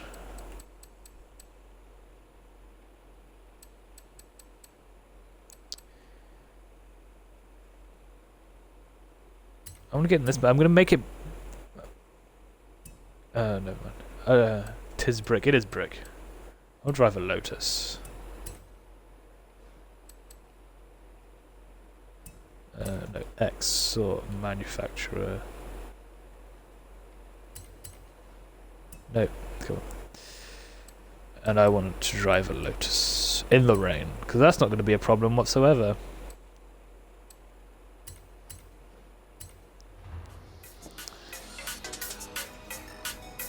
I like Lotus. I like small, nippy cars. If that wasn't already obvious with my love of the Honda Civic.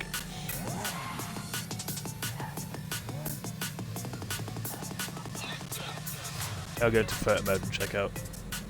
Ooh, we've got some very nice choices here. Hang on. Hold up. Wait a minute.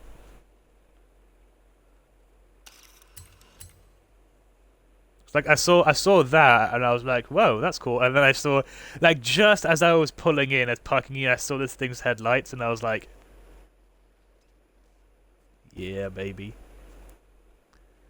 But, like, how many of you guys have not seen a Lotus next to, like, a fully sized car before? Because when people tell you that Lotuses are, like, small and light, you probably think something along the lines of, like, maybe, like this, which is kind of small and light. I mean, it's also a Lotus, but we don't, you know. Or, like, you may think of something like this, that's small and light, right? Yes, to just clean an AI car. But then you see the Lotus next to this thing, and you realize that it's not small and light, it's tiny and featherweight. It's ridiculous, the size difference on these.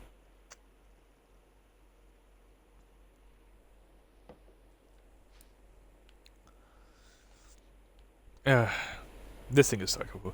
Like, are these pop-up headlights? Because they don't really pop up. They kind of, like, roll out. I think roll-out headlights are pretty cool. Is a pretty cool name. Sorry for the mic noise, by the way.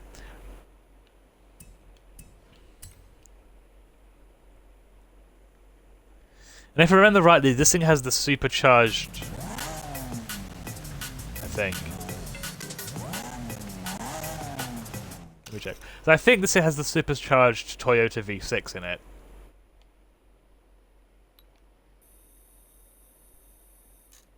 Yeah, I think it does.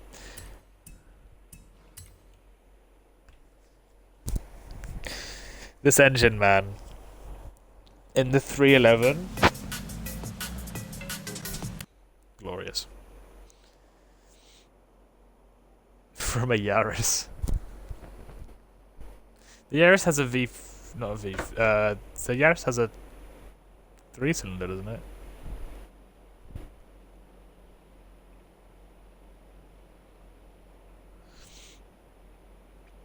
This is a V6.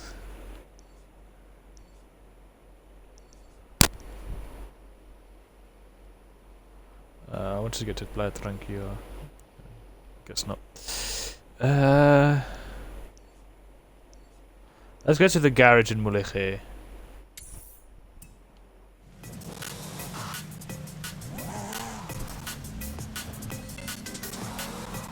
In 100 meters, turn right.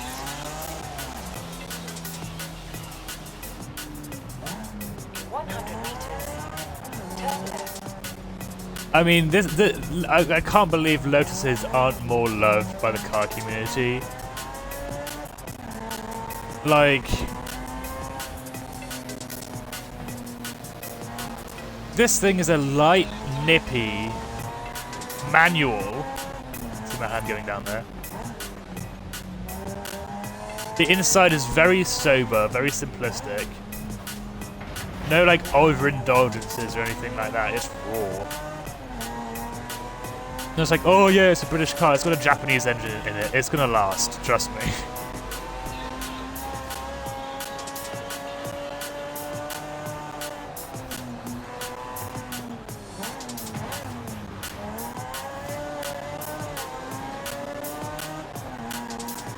Lotuses have obviously gained a resurgence due to their popularity on TikTok right now, which is totally deserved, by the way, because Kai, if you're watching, my dude, you're a great TikTok admin and they don't pay you enough. But, ow.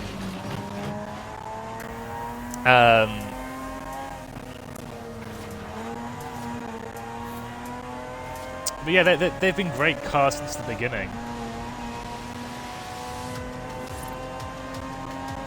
And like when everyone talks about like important car brands in like the history of the automobile, everyone talks about, you know, Mercedes, Ferrari, Lamborghini, BMW, Volkswagen. Lotus is a very important name in motor racing. And, you know, Formula One, you know, and, you know, hell, the first ever, like, if you want to talk about the future of cars as well, the first ever Tesla was a Lotus chassis.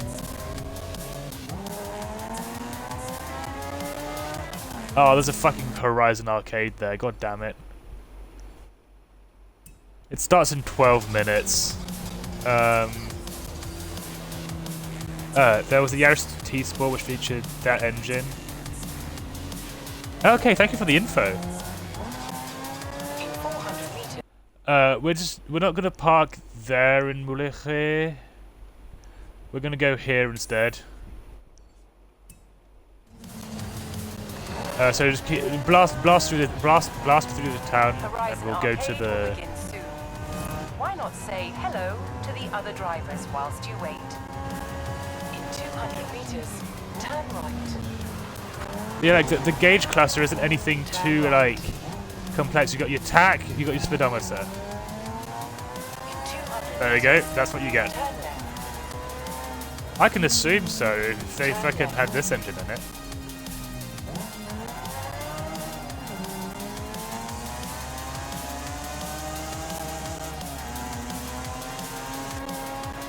Yeah, Lotus is so much more important for like the car industry than people initially think. Too bad I suck at driving them. I mean, hell, I just remembered another thing that Lotus did. Inspired the MX-5.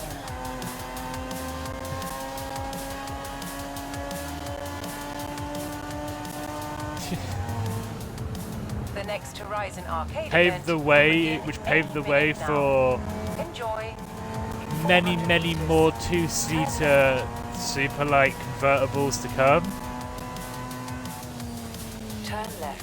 Which is a very British thing, by the way. The two-seater convertible roadster is a very British concept.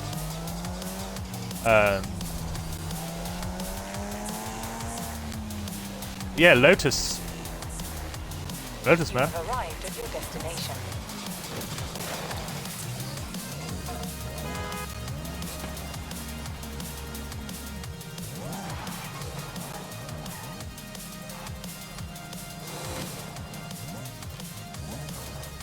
It weighed less than 1.5 tons, had 230 brake horsepower, and was front-wheel drive.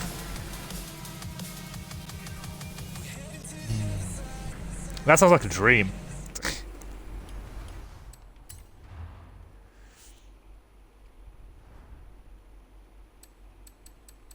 By the way, if you guys don't know what I mean by inspired the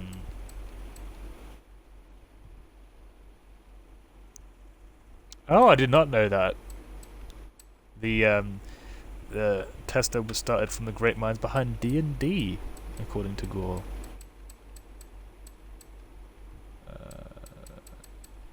Yeah, if you guys don't know what I mean by inspired the MX, I mean just look at the Elan Sprint. I mean, it's there for you to look at. So, I mean, hell, they're not even that far from each other. Like, with just Maserati in the way, you can kind of see the.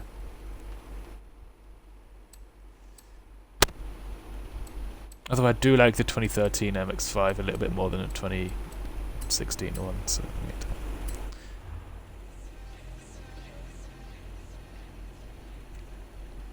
1 second. Once I get into this and give my opinion on that, I'll go to the toilet. I think it's it. What's that Pokemon? Hennessy Venom. Also, yeah, Lotus as well. A lot of Cosworth engines are in Lotuses, or were in Lotuses, and like Lotus Cosworth was like a thing, and that was an amazing. That was a match made in heaven. But yeah, no, that Mercedes looks like a Pokemon to me. I think it is quite nice. I'm gonna get to the toilet and I'll be right back.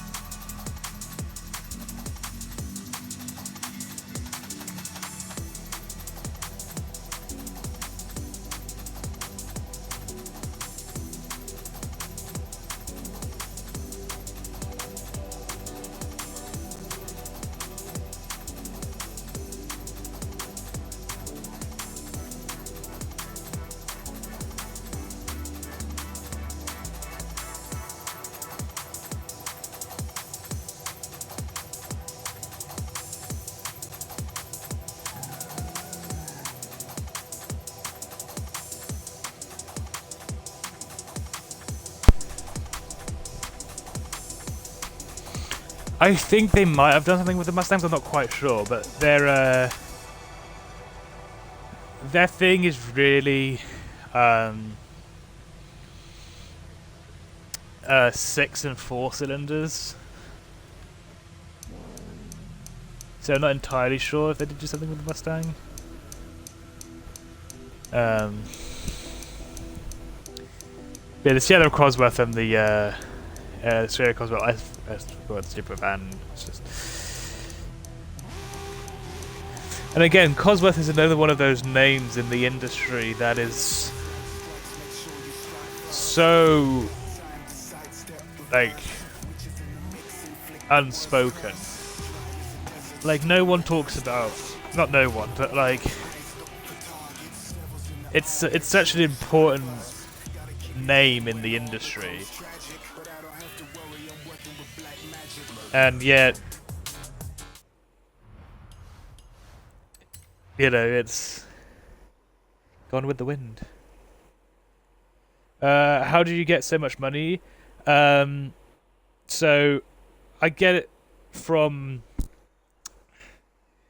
buying, not buying, just drifting about with my skill like HUD off, so that I don't know how many skill points I'm actually making. I just drive around, drift around, stuff like that. And then when I get a bunch of skill points, like after a week or so, I'll go to my most expensive cars and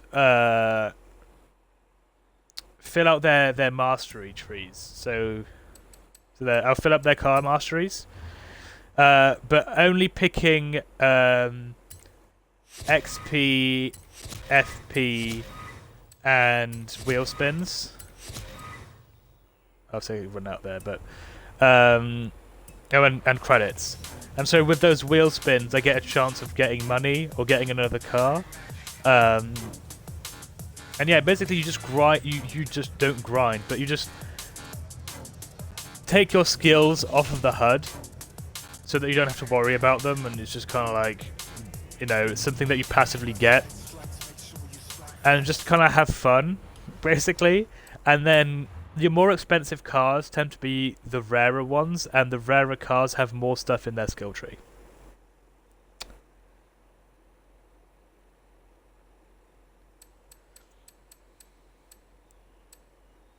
Oh my. Hello, Jordan. I only just noticed that you were here. How are you doing, my friend? I now have to not swear for the next 5 minutes, 10 minutes? I'm not doing too bad. How are you doing yourself?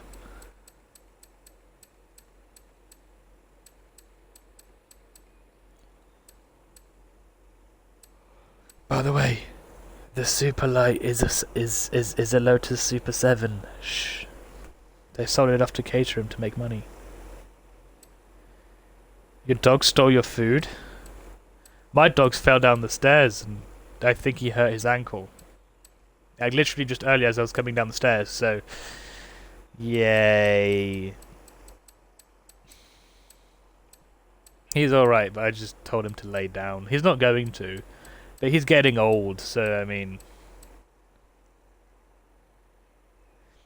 Yeah, it's great if you don't talk about, like, things that annoy me. I tend to not swear a whole lot. Go figure.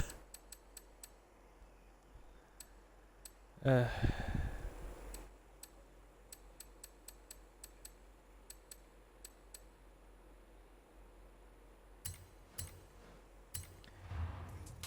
didn't the Caterham use a motorbike engine? I don't think it's the Caterham that used the motorbike engine. I think you're thinking of the Morgan three-wheeler. I'm not entirely sure, but I think the Caterham uses... it could actually, because it uses a 4-cylinder, so it could be the motorbike engine. But it doesn't sound like it, but I'm not entirely sure. I know for a fact that the Morgan three-wheeler has a motorbike engine. And the Radical RCX, or whatever it's called, that you could buy that with a naturally aspirated, so a twin turbo V6, a turboed V8, a supercharged V8, or a twin turboed V4 from a Hayabusa.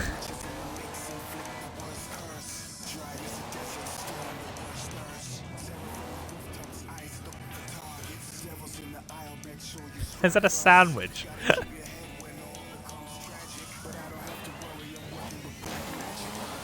Auto Union have such an amazing history. I can't remember the YouTube channel that goes through the explanations of all of them and all that stuff, but all of like the big names in German automobiles worked together for not for a long time, but they were all in the same room at some point. So Ferdinand Porsche, you know, like the Ferdinand Porsche was in charge of Mercedes for a while. I don't know if you guys know this, but the guy who went on to you know, make the Porsche design thing firm was in charge of Mercedes for a while.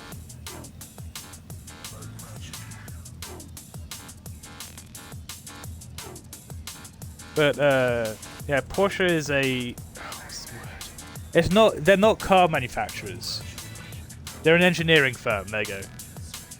They're an engineering consulting firm that just so happen to make cars. And I did not hear about Porsche and Audi joining F1. Which is interesting, because it's probably because they're sick of getting their ass beat by Toyota in Le Mans. But actually, no, is it Porsche that keeps beating everyone at Le Mans? It is Porsche that keeps beating everyone. The R500 had a Ford Durotech 4-cylinder.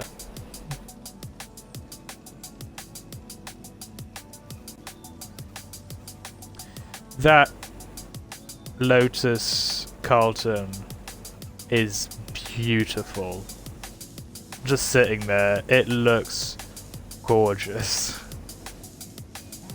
That car is such a street racing icon. Porsche partnering up with Red Bull, I think. Oh. Interesting.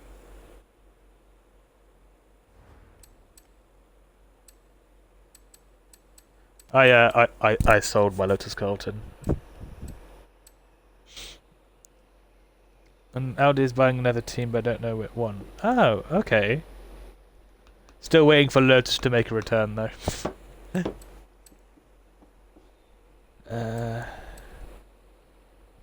I need to make myself a stock Corrado. I've done this car so dirty.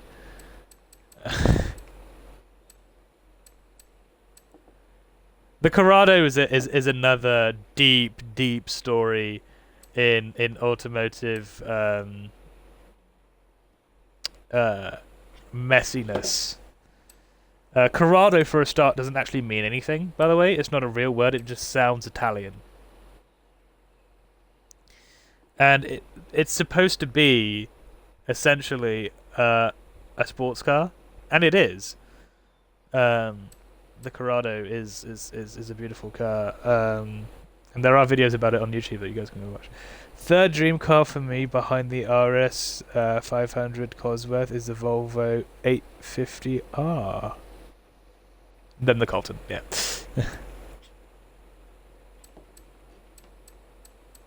That's actually a decent, like, yeah, the RXC, sorry. It came, you could get this with the Hayabusa engine in it. Because why not?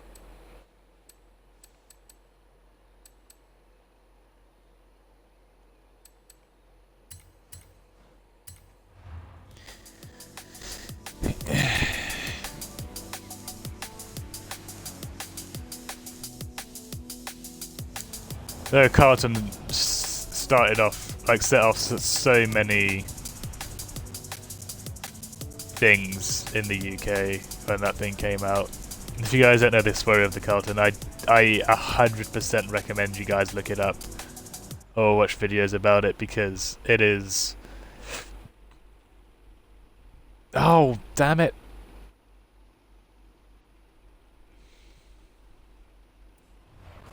I really need to stop accidentally sending party invites. I really like the color composition of this shot. Like, these three cars next to each other are completely unrelated. Like, I guess these two are German and these two are two-door sports cars, but they're completely unrelated, but the colors look so nice.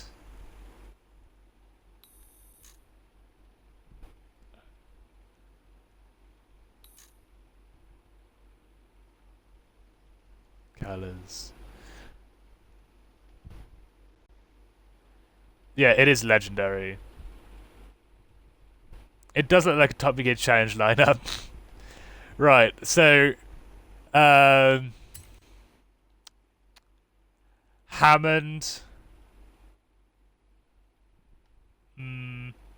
May.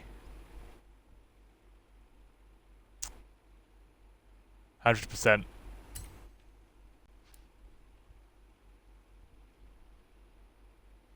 And Clarkson.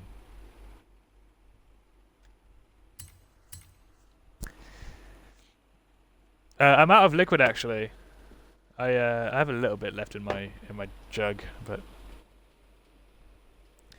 yeah, the Porsche 100% May. So like in order from right to left, May, Hammond, Clarkson. Stretch. Also, it feels so weird having the Porsche's headlights on whilst they're still folded in.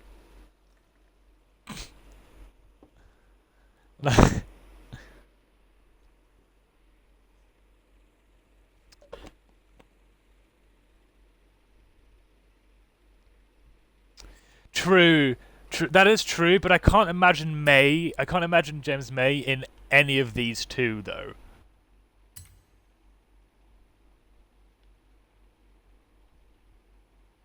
Again, that is true. That is true.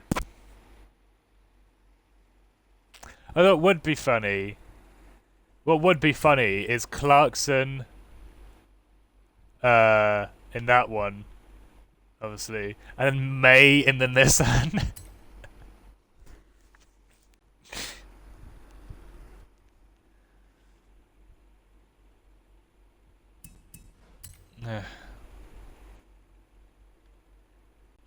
You guys do raid updates at some good points.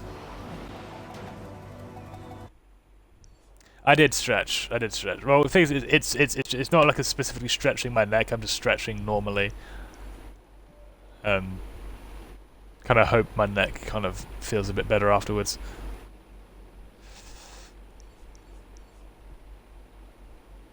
Let's go over here. So we're going to like the hotel, motel, the Holiday Inn. Turn around when it is safe to do so. That looks just gorgeous.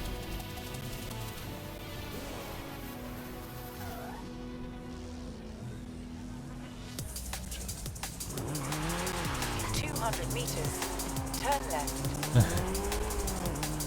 Don't worry, we won't be drifting there.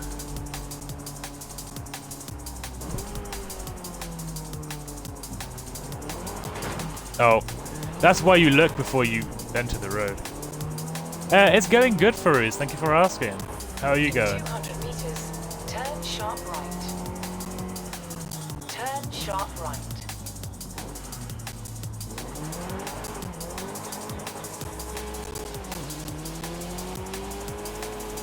That's good. I'm glad.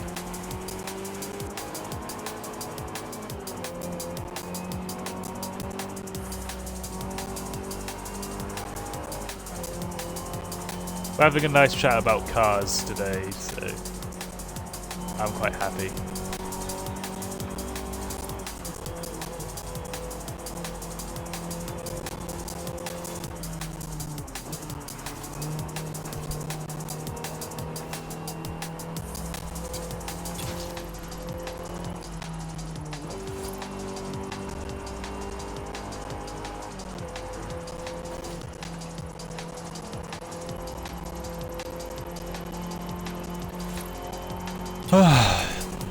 Oh fuck. Yeah, that's kind of annoying, that one right there. The zone just kind of disappears on you.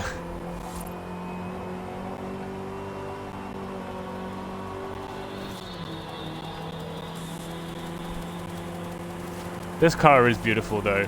And I do like the build that I do like the build that I put on it. Again, it's based on a car that I made in a Horizon 4, and then that car in Horizon 4 is based on a car on the Instagram. Favorite movie car?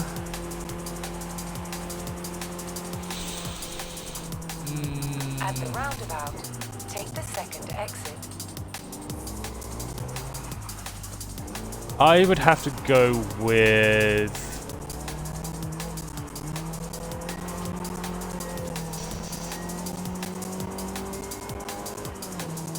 James Bond's Aston Martin DB5.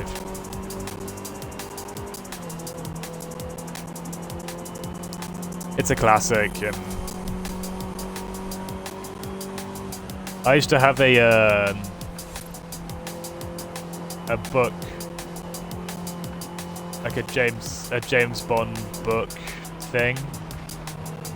They had like all of its gadgets and things from like the early days to like I think it was like 2000, early 2000s. So I think this was pre Blonde Bond. And yeah, you can see all the cars in it. Turn left. Yeah, the car from Gone in 60 Seconds is a good one as well. That was on my mind when the word movie car came up. That and the Evo from Tokyo Drift. But both those movies I've watched once. Well, actually no, I've watched once or twice.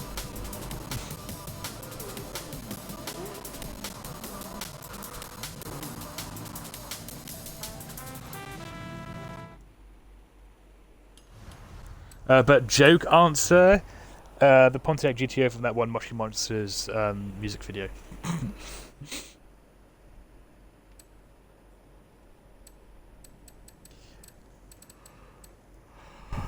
But would probably be the 55 Bel Air from Two Lane Blacktop. Okay. I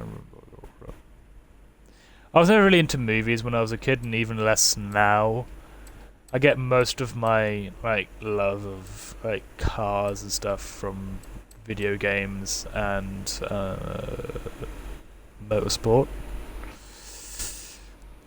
So,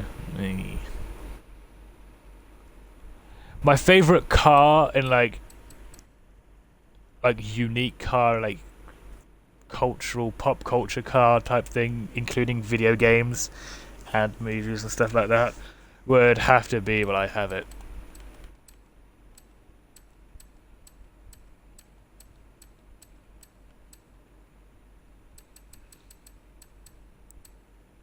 .240 SX SE from Need for Speed Pro Street.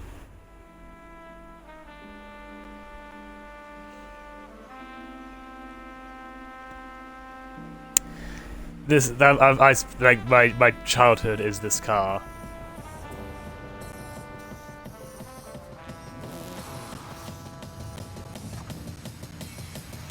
Turn around when it is safe to do so. That is a very interesting colour for that car. But yeah, this car is my childhood. And a lot of my like style from the time and a little bit of like what I like now is based on the entire aesthetics of Need for Speed Pro Street. And yeah, so like all of like the sticker work and all that kind of like grunginess. My taste in music is from this game, and I cannot deny that this is probably the most important car in my life.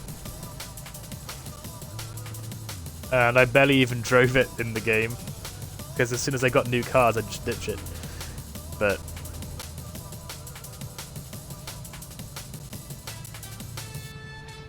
I think the color is very interesting, and I think it's alright. I prefer the Subaru though to my left. I love how the Vauxhall is just always parked in a way that makes it look so fucking gorgeous. Like, it's just sitting there. It's like it knows it's pretty.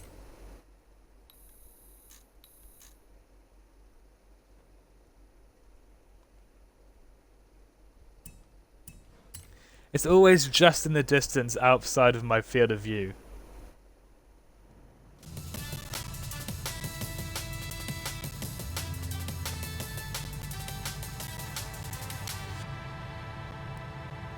Carlton do be chilling.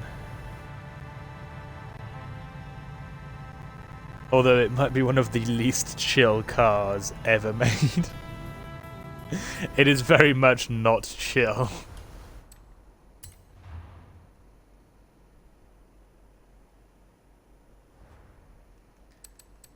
I had one of those cars. I had a race version of those cars in Motorsport 4, I believe it was.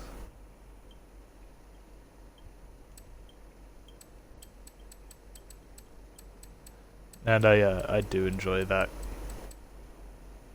Memories from that as well. Yeah, no one needs to know that it's a fucking beast, and it's definitely like one of like the most crazy sleepers I think I've ever seen. I mean, hell, I designed this fucking car after it. My love for that car devolved onto my love for my favourite Skyline, which is this one.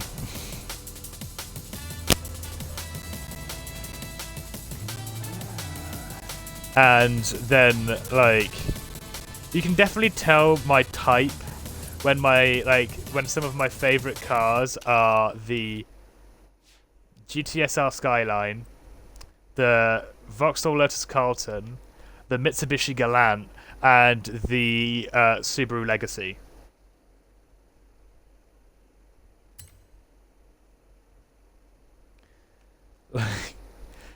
Can you guys tell I have a type yet when it comes to cars? Is it obvious at all?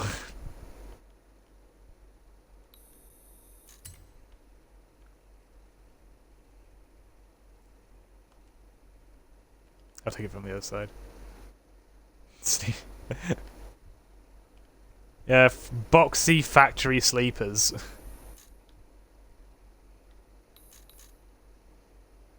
Man, these cars look good in green. I'm parked really shittily though, but I like the boxes.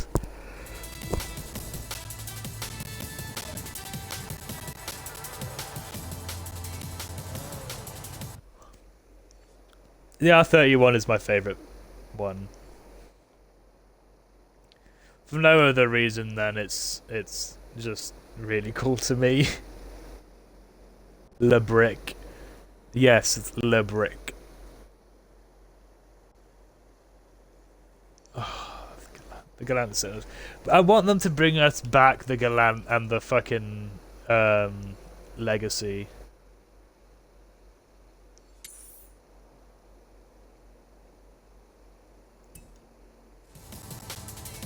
Yeah, set your waypoints to the castle, by the way. You can take the gun for a walk. Okay.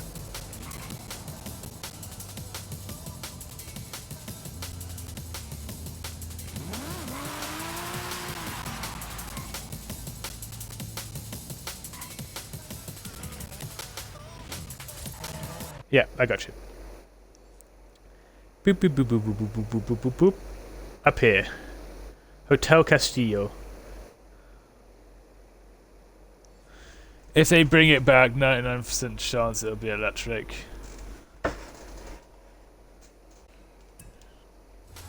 But I mean into the game, not in real life. I want them to bring back the Galant and the Legacy from Motorsport 4. I will buy any amount of car packs I need just to get those cars on in my hands, man. Why did this steering wheel look so tiny?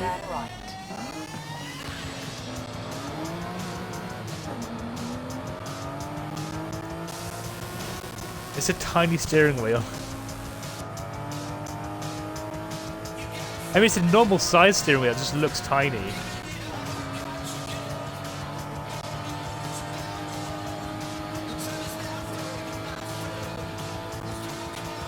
By the way, if you are in a faster car than me, then feel free to overtake.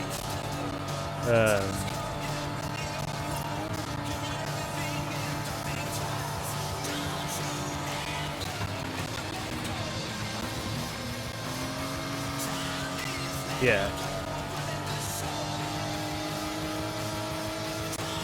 The thing is, though, governments and like shit like that are like focusing on reducing like greenhouse gases and stuff like that, which is good, which we need to do.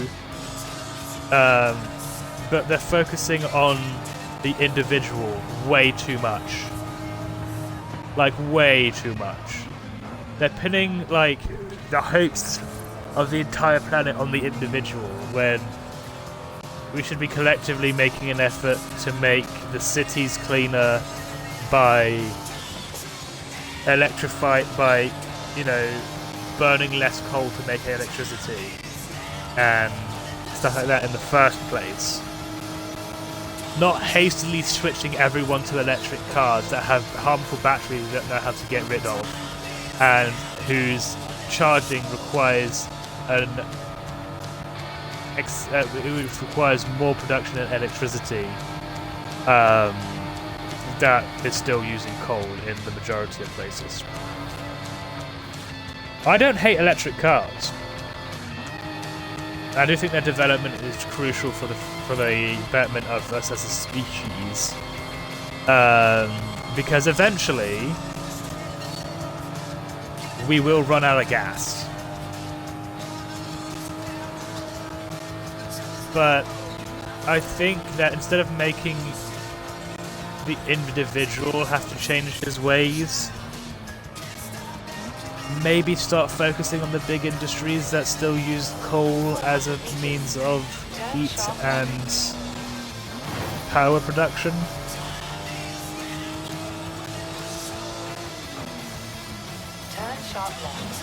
Invest more in alternative fuels like hydrogen, ethanol.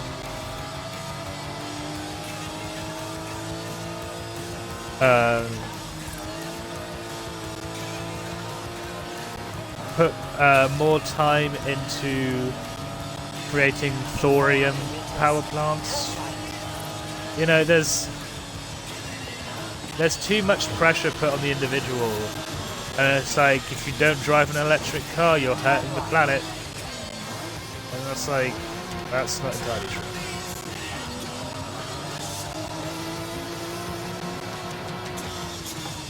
I mean, it works for the normal car user who, you know, uses the car as, I mean, just a mere means of transport. And I don't think that's a bad thing. I think it's a good thing that some people just see cars as normal means of transport.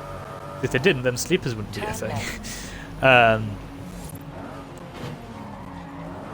But especially in the United States, maybe a bigger focus on public transport might be a better way to go for those people. But again, like all of like our better options, better explanations, they must have been considered at some point and either deemed not economically viable, or they were paid out with it. And shit sucks, but At the roundabout, when you're working with a government, well, under a government, it's really hard to do change, so... 200 meters, turn left. Turn left.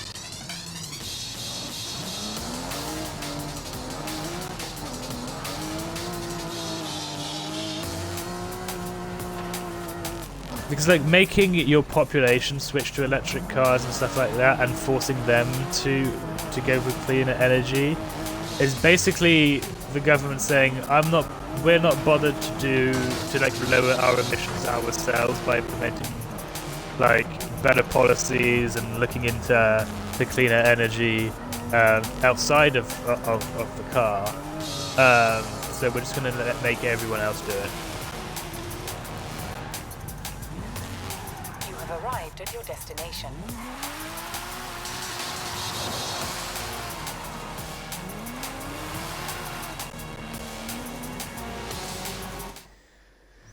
But again, I'm no politician. I don't know these things, so I could just be talking out of my ass, which is entirely possible. But hey, you guys are here to listen, so that's on you.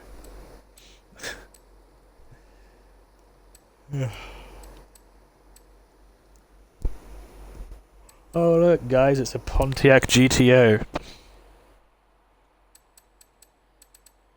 It's a right-hand drive Pontiac GTO.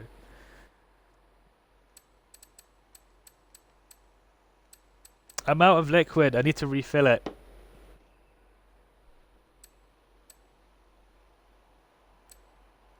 But I'm not bothered to.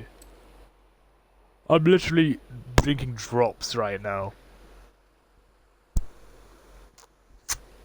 I have to go fill my bottle back up.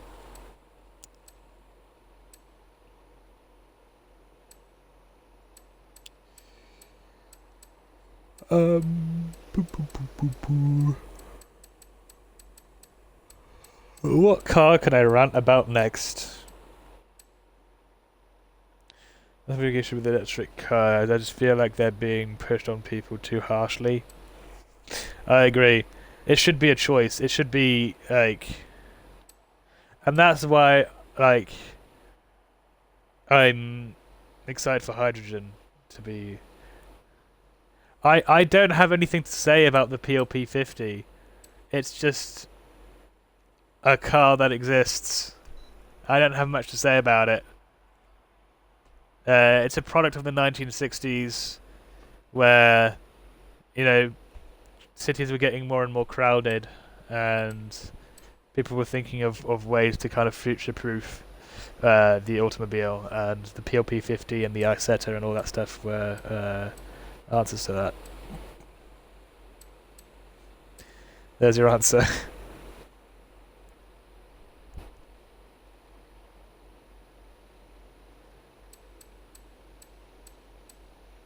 PL are still in business? Hell yeah.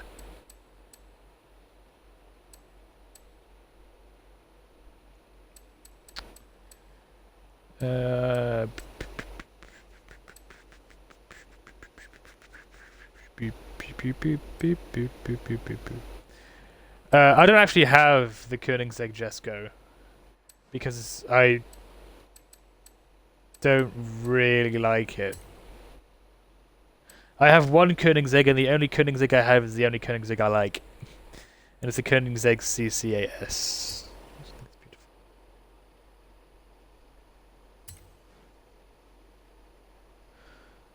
Oh, I used to come back to making golf carts.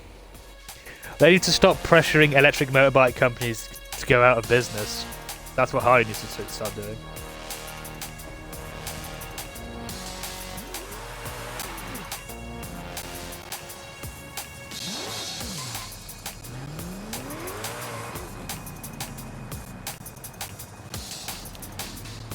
I mean, look at this thing. Isn't it gorgeous?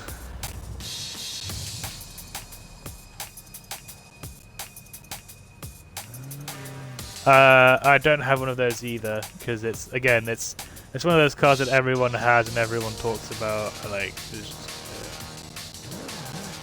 for me. Yeah, so like if you guys don't know, there was this like really interesting electric like dirt bike company, and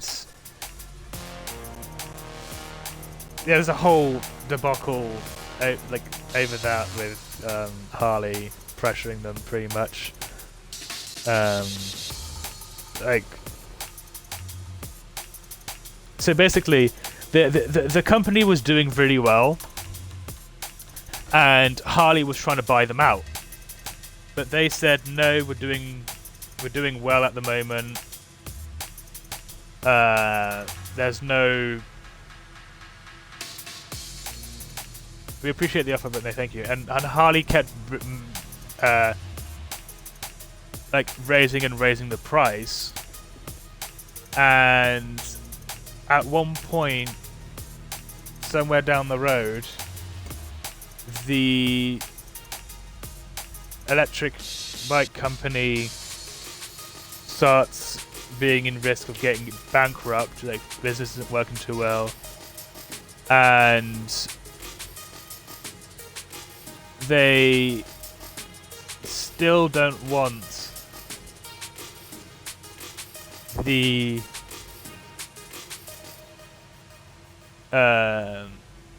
so Harley pulled away from buying them out as they were being bankrupt, and so they, in a last-ditch attempt, go and see BMP, I think, which is Bombardier, and Bombardier said no, and the company went under.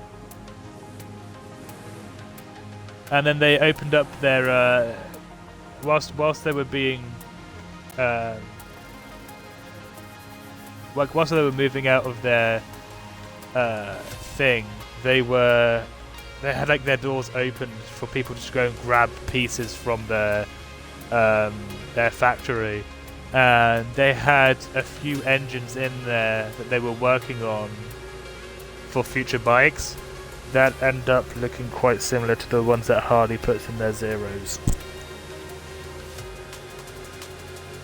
I'd love to get an electric bike, because some places I simply had to do all that with hiking.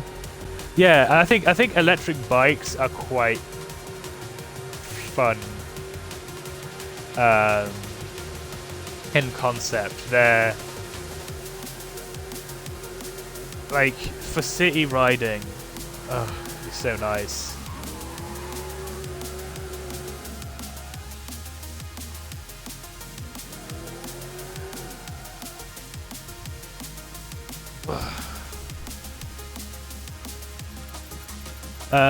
And to answer the question about why the Audi is red, it's because whatever livery or vinyl that you had on there just isn't loaded, or doesn't want to load, or can't load. That is why.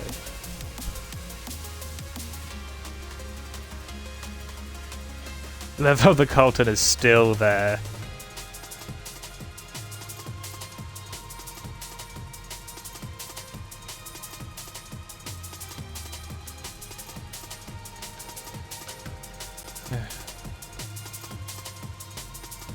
I don't have a lot to say about the RS4 Avant, apart from the fact that I don't think it could be one of those Audis. I think it is.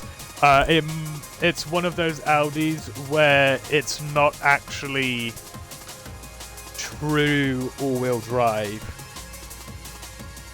Most of its power goes to its front wheels. Basically front-wheel drive with a rear-wheel drive boost. It's not a true all-wheel drive. I think that's one of them.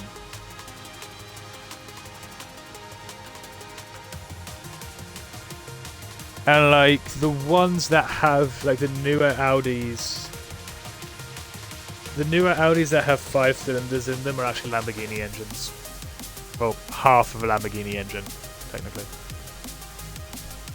So like this like amazing history of Audi 5 cylinders, and they don't even make them themselves. I mean, they do make them themselves, but they're just ripped from another car.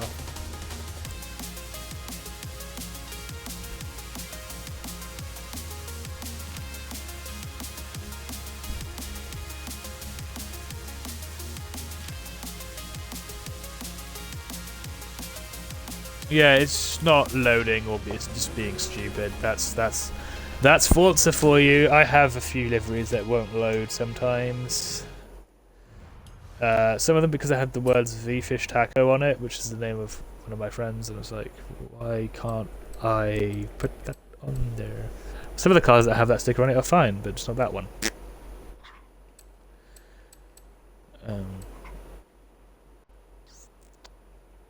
What else could I rant about?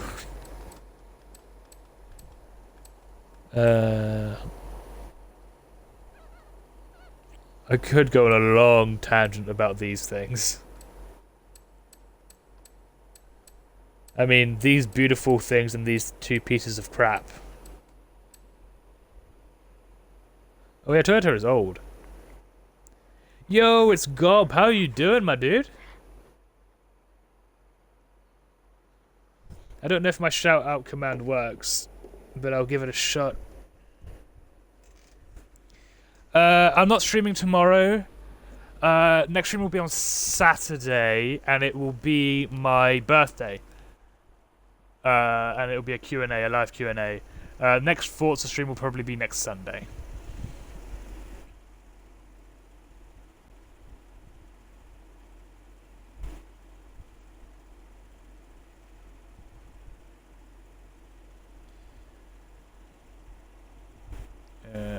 TH.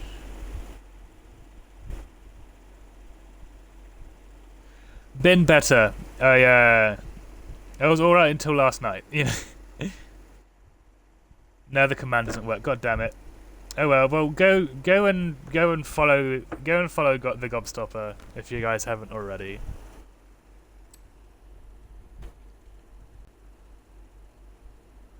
All right. See you, Rubix.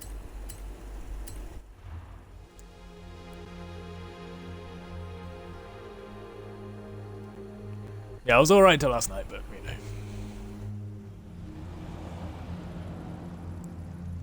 But yeah, Bugattis. Thank you for the follow, Mr. Mini Tank.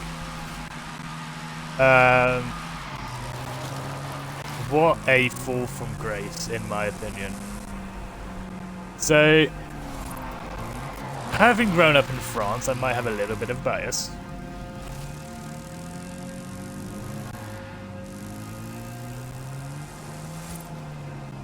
But there is this race in the city where I used to go to school, or in the inner city of where I used to go to school, because it's not really my school's on the outskirts. But there used to be in the 30s up to like the 60s, I think that's when they stopped using it. It could have been earlier than that, but there was a road style F1 track. Yes, Farouz, you may. And so eventually, you know, they stopped using it and it just became a normal road again. And so the Bugatti. And so now, every year, around this time of year actually, I might have missed it, they do like this kind of like car festival racing thing where they race a bunch of old and new race cars around the old F1 track. They block off the road and turn it back into a track for a weekend. And I have seen some of those old Bugattis that you see there drive around that track, and I remember thinking to myself, that's just beautiful, it's amazing, it's just I love these old race cars. And you know, sadly after a while, Bugatti, you know, kind of became quite an obsolete car brand after a while. After the views on cars changed and things like that, Bugatti started, you know, really starting to run out of money.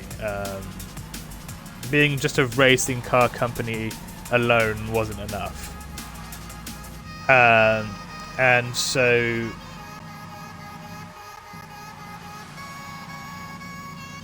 you know, there are cars between this car and the EB110, but I don't have it in the game, stuff like that. But the EB110 is actually more of an Italian car, because the company that bought Bugatti out was an Italian. I don't even think it was a company. I think it was just a dude who bought it out, and the EB110 was born. Beautiful car, you know, but again, after a while, you know, they were struggling to come out with something else after the EB110, and so then it got sold off to Volkswagen, and that's when the Bugatti Veyron came out, to try and pull the company into a different direction. Well, the company, Volkswagen, to pull Volkswagen into a different direction. Bugatti is now just a tool to make Volkswagen look good. And so, you know, the whole like trust production car thing, and then they came out with the Chiron. And don't be fooled, Bugatti only made now the only two new real models of Bugatti are the Veyron and the Chiron. The Devo, all of these other add-ons, all of these other cars that are named different things, are just Chiron bodies, Chiron like chassis, engines, all that stuff, but with different body panels. And Volkswagen do this with Lamborghini. I think that they do. I think Volkswagen knows Lamborghini. I can't remember. But Lamborghini does the same thing. The Sesto Elemento, the Centenario, the cars like that, like the special edition cars, are just Gallardos and stuff like that with different body panels. The Devo is a Chiron with a body kit.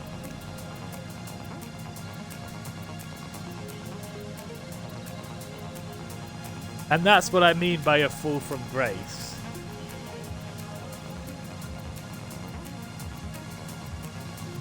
Good night, God. So we're ranting about cars right now, so... But yeah, the Chiron, the Devo is the Chiron with a body kit.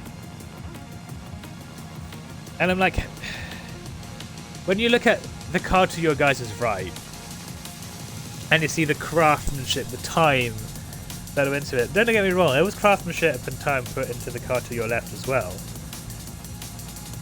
But I just can't get excited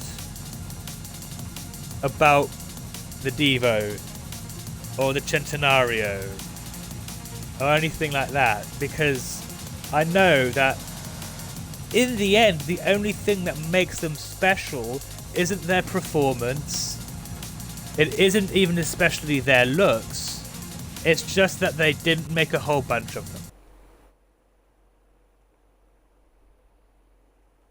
Yes, of course you can join.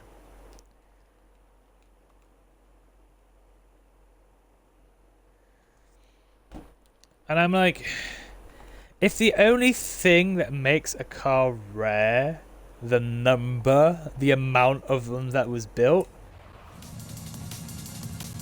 I'm not interested.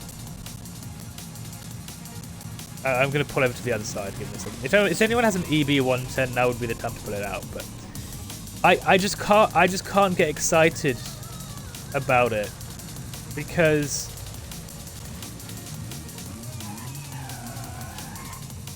in the end, what really makes it special?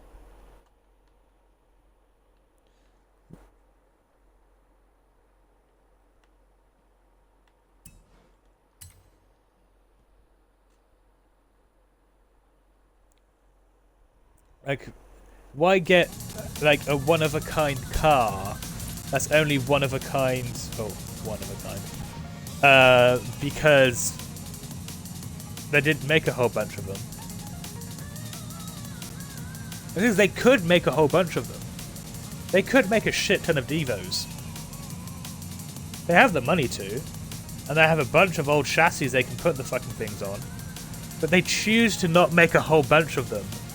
because they know that that will make them valuable. Not that they're crazy looking or because they're crazy fast. Most of the Chirons and Verons and all of the Divos, those cars aren't going to be driven to their full extent anyway. So you know the fact that they're fast and stuff like that isn't why they're interesting.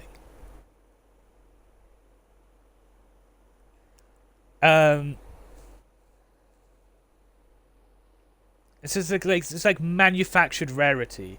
Why would I get myself a Devo when I could get myself a Chiron, which is the same car, it's just less rare?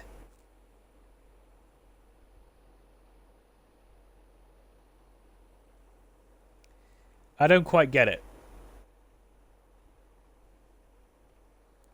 Also, my favourite thing about the EB110 is that they still tried so hard to get that Bugatti grille in there. And I think it's adorable. The car looks like it's going, ooh. Yeah, and the Devo cost less. But it's more rare.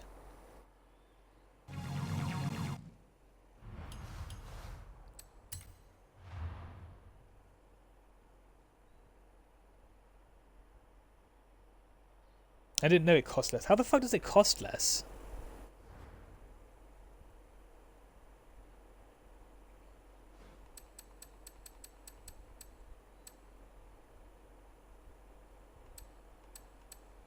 I guess. Yeah, manufactured rarity.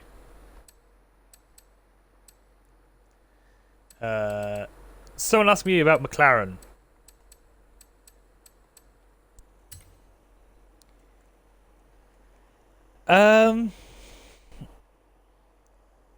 Okay, so I have some opinions about McLaren which are positive this time. McLaren, I put McLaren in the same boat as Lotus, where you can tell they're making cars out of passion.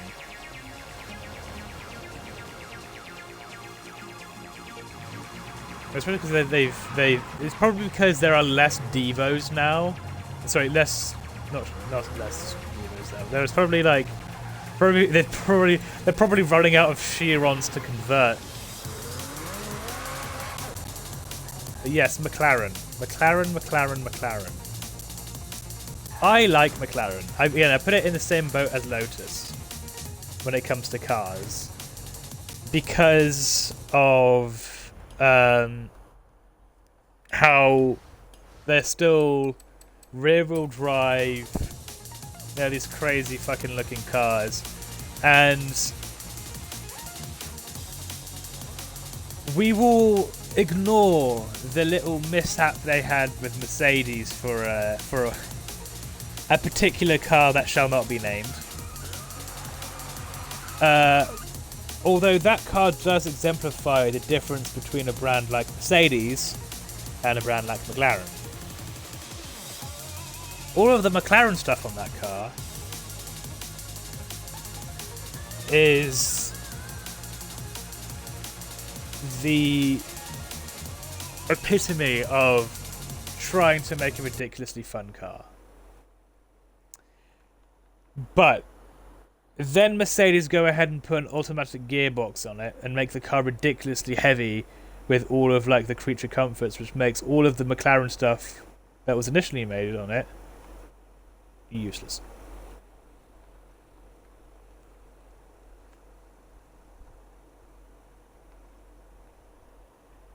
The Mercedes McLaren thing, whatever, I can't remember the full name of it because I tried my best to forget that car. It had the ability, but the thing is, Mercedes is such an old man's brand. Like, before the year 2000, if I remember rightly,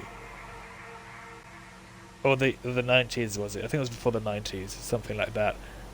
But there was a time where the average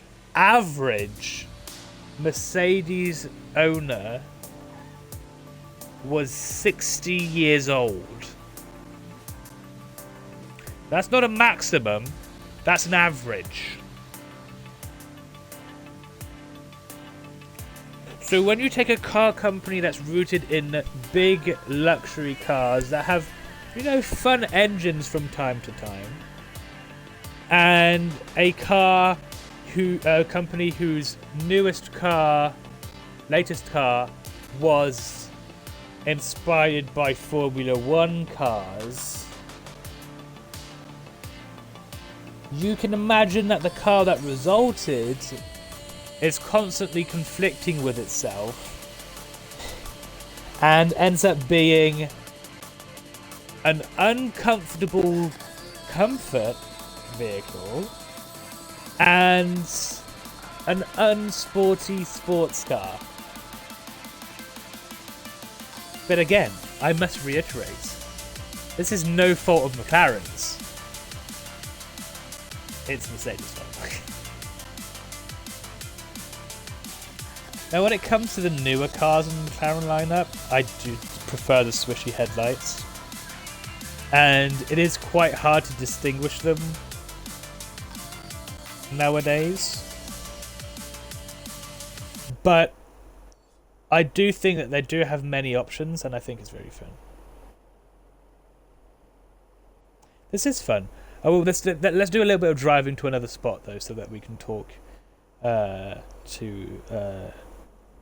about these lovely cars somewhere else.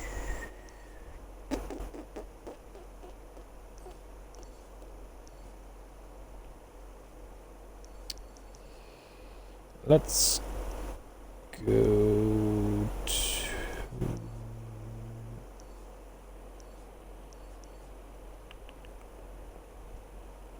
Yeah, I like this house. It's going to be quite the drive, so... I keep forgetting that I need to show you guys it. It's this one right here. Buena Esperanza. Next to Egbalam. In the south here.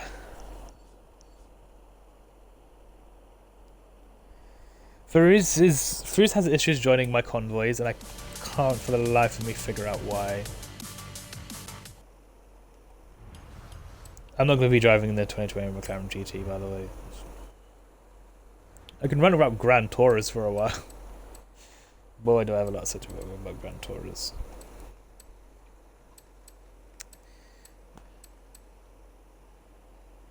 Yeah, it is what it is. It's kind of upsetting though, but we're kind of used to it at this point though. So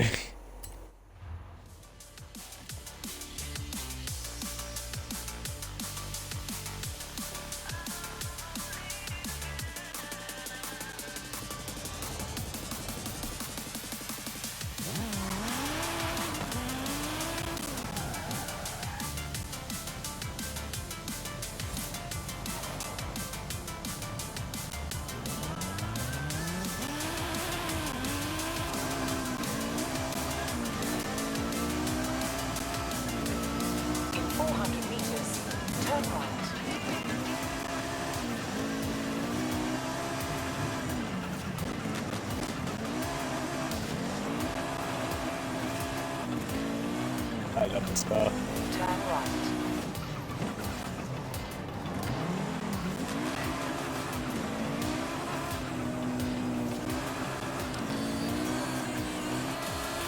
At the roundabout, take the first exit.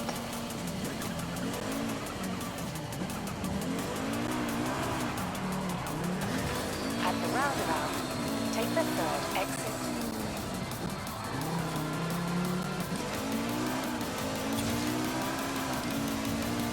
There's no such thing as too much handbrake in a rally car.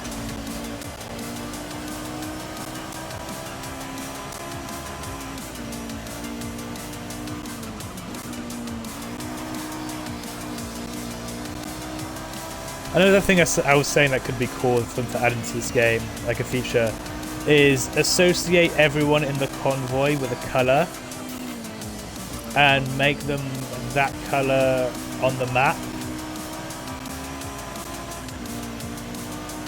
So that even if you don't have names over cars on, you can still tell who is who just by looking at the map.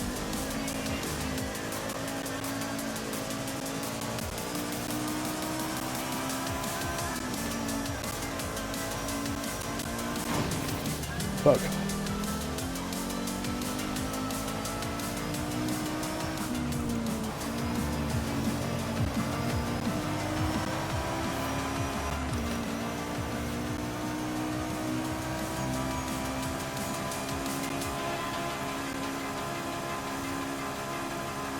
Yeah, I top out around this point because it's a rally car, remember? Oh shit.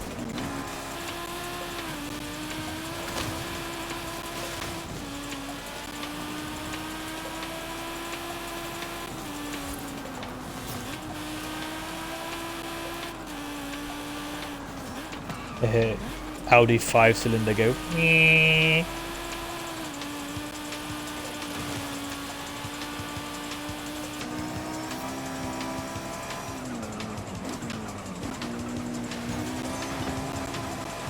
Group B was such a wild time, man. At the roundabout, With the Italian cars having roll cages literally made out of cardboard. Save on weight. Because the rules were so loose and they signed a thing that said that the rules wouldn't change for another 5 years. The rules were so loose that it was never specified what material in 400 meters, turn right. the roll cages were supposed to be made out of. There was rules that it had to have a roll cage and like what it had to look like. But there was nothing on what it was supposed to be made out of. So Lancia made roll cages out of cardboard and doors out of thin wood, almost. So it was great for setting times on the stages, but if you crash, well, you're dead. And that is what killed Group B. It's what made Group B, but it's what killed it as well. Like literally, a death caused by these lax rules is what caused Group B to be no more. When people talk about Group B, you know, they talk about, you know, the Quattro and like the Lancias and all of that stuff. But they seem to tend to forget that the most dominant people, the most dominant country,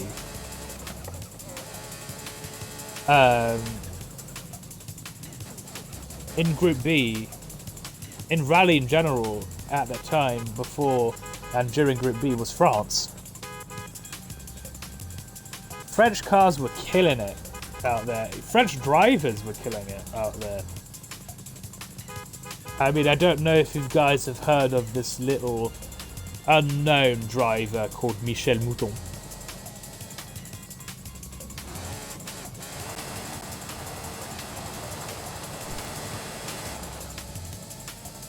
Oh, the fucking randos are being annoying. Who was one of the, if not the woman driver of the century. And she drove a Quattro, yes, but she was French.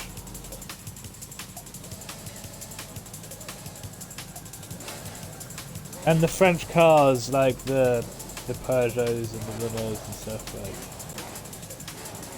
Like, I mean, they were doing, like, before all-wheel drive was introduced, and after they had gotten their hands on some technology for it, they were unbeatable. It was fucking crazy.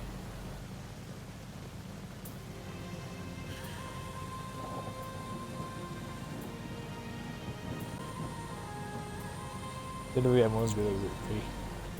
Yeah. And again, it fits into my boxy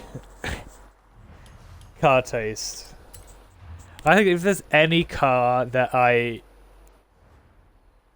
any like overrated, not overrated, but like extremely like mainstream popular car that I'm very much into, it's the Audi Quattro.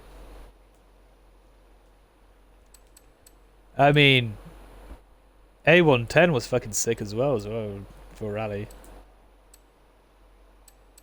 Group A was fucking crazy. Like the Toyota, like the Toyotas in Group A were like a little bit of what left after Group B, just kind of like the rules don't really say that I can't do this. And then goes and does it. Gets in trouble for it, but oh well.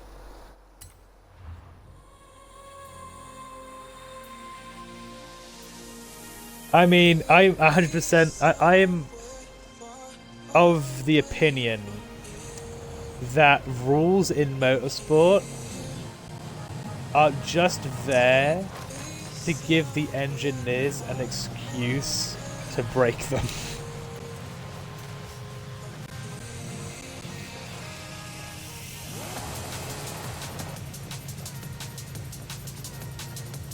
They didn't cheat, they were just smarter.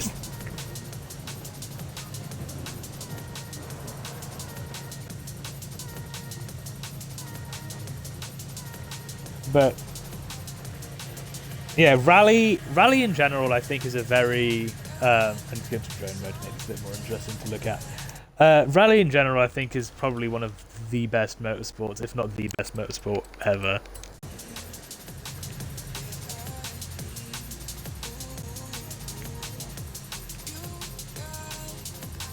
Yeah, the Group A Toyotas kind of also give me a little bit of that pre-2000s Formula One kind of vibe, with how they kind of finessed the rulebook.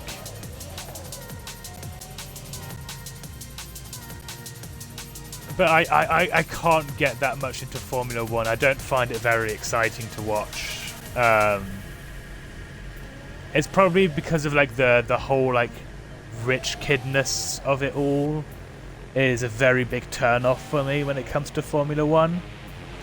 And I love rally for the reason that it's just cars that don't look like they should be going that fast, driven by people who have a death wish.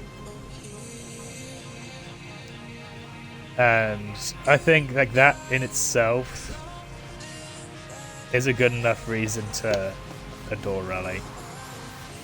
If you guys haven't like had the joy of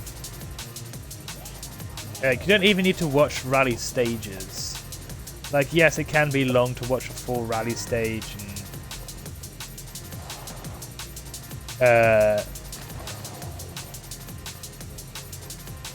like watch the whole thing and kind of just be like, yeah, whatever. But just going out and like, it's like, rally is one of those things where you can just watch the highlights. Because if you were standing at a rally stage waiting for a car to go by, that's what you'd get. You'd get the highlights. I think the best way to watch rally is with shaky phone camera footage and shaky GoPro footage. I'll never get F1. I do kind of get NASCAR, but I'm more interested in like watching like the stories and stuff like that. I do like Nitro Rallycross, but I'm distancing myself from the Nitro Rallycross fandom, specifically because of the introduction of electric. Can we not spam that, please? That's a random, lovely. It's with the introduction of electric cars into Nitro Rallycross, I know exactly what the fandom's going to turn into, so I've distanced myself from it entirely. I still watch highlights every now and again for Nitro Rallycross. I do think the electric Nitro cars are fucking sick, and just yeah. But the fans just will always annoy me, no matter what. I mean, I know I've ranted about this before, but it makes sense that motorsport is moving toward electric cars. Because, like it or not,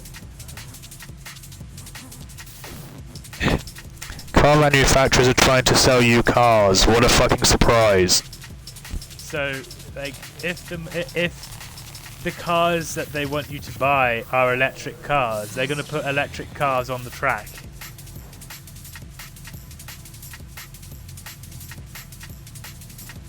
Duh. If you don't want to watch, like, car manufacturers doing what car manufacturers do, go watch, like, amateur series or stuff like that. Or, like, if you, like, go watch, like, autocross. Or, like, beginner rally or stuff like that.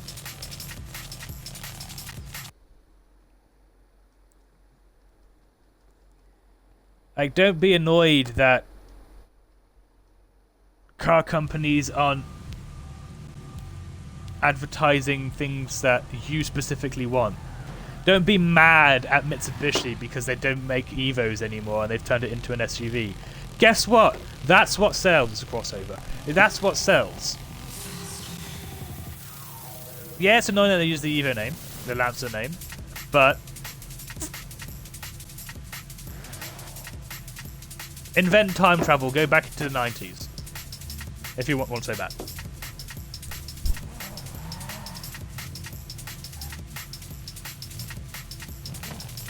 You know, you can't expect them to tailor to your specific tastes. And hell, you might even start liking it after a while, like the new Supra. At first, I was like, what the fuck is that? And now I'm like, hell yeah! This car is fucking sick. It's the same thing with the new Nissan, with the new Z. At first, everyone was like, ew. What the fuck is that? And now I fucking love it. It's the same. It's going to be the same thing with the Hyundai when that comes out. Both of them. Everyone is going to go, ew. It's a Hyundai. I don't want it.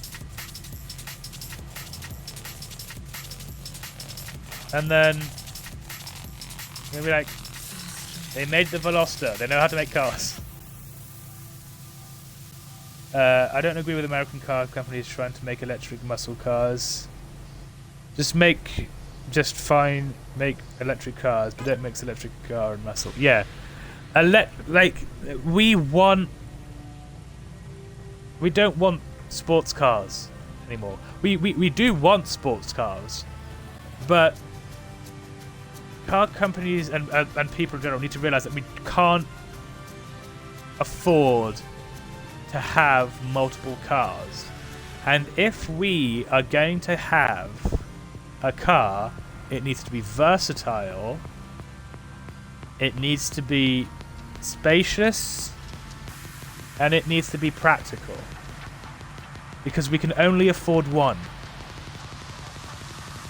So why are they trying to market these electric cars as sporty, like, not sporty, but as sports cars? I'll never get, because we are, as a generation, we are now old enough, like my generation are in our 20s now, going into our 30s soon.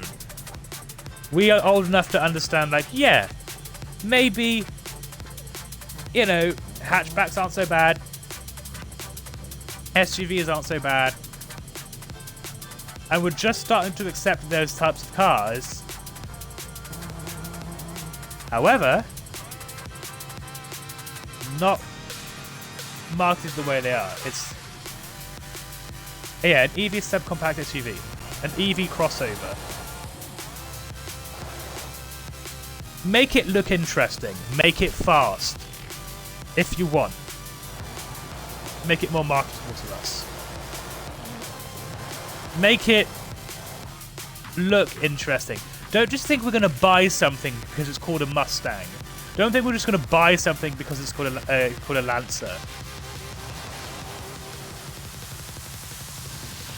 Why is everyone interested in the Hyundai? Because it looks awesome.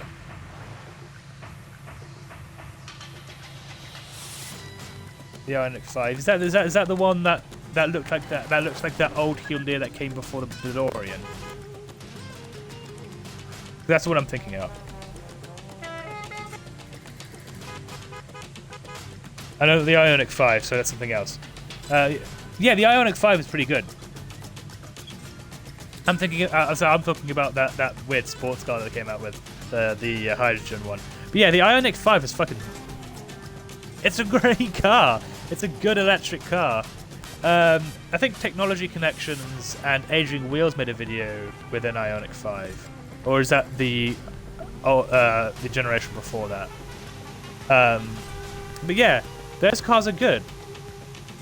But if we want a sporty electric car, don't just make an electric car and give it a name from a sports car that we know, and expect it to be sporty. The only exception to this is the Ford F-150 Lightning, I think it's called. Because the Lightning name is clever because of electricity. And that pickup truck is amazing.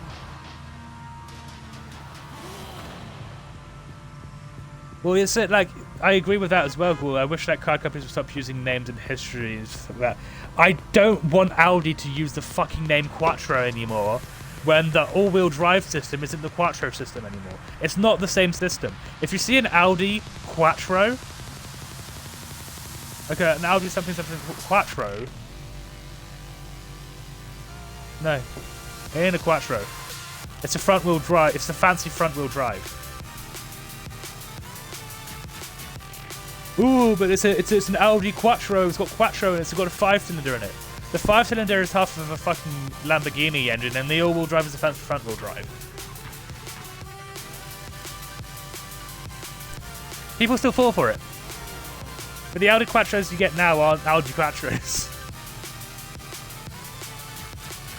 It's a bigger scam than printers. Like, holy fuck.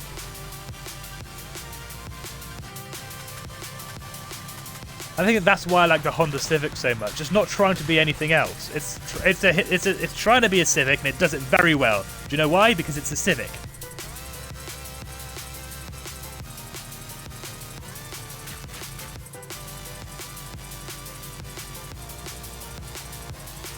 Although it does circle back to another issue though, with car culture in general. It's putting certain cars on very high pedestals, and I think because you gotta think that why are car companies doing this in the first place? Why are they slapping these iconic names on their newer cars to try and get us to buy them? It's because we put the cars on a really high pedestal to begin with.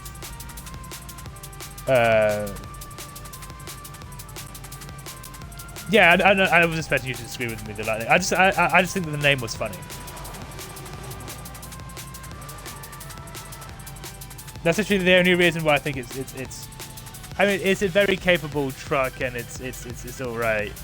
I just think the lightning name was very funny because it's electric. But yeah, but putting cars like the Ace and the Supra and the Mustang and all, don't get me wrong, those cars deserve their praise and deserve to be iconic. But we can't then complain when companies plaster that name everywhere on anything and everything they want to sell us, because we ourselves said associate that name with greatness.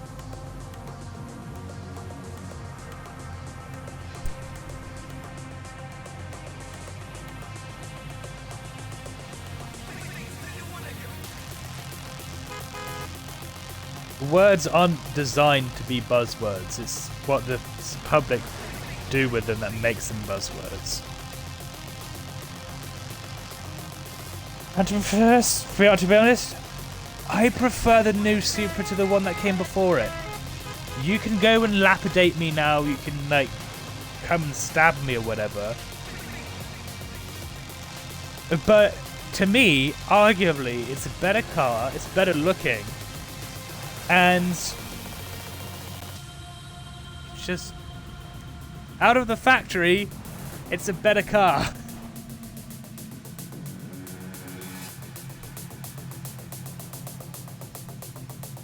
That's the bad part with them reusing names like Ford.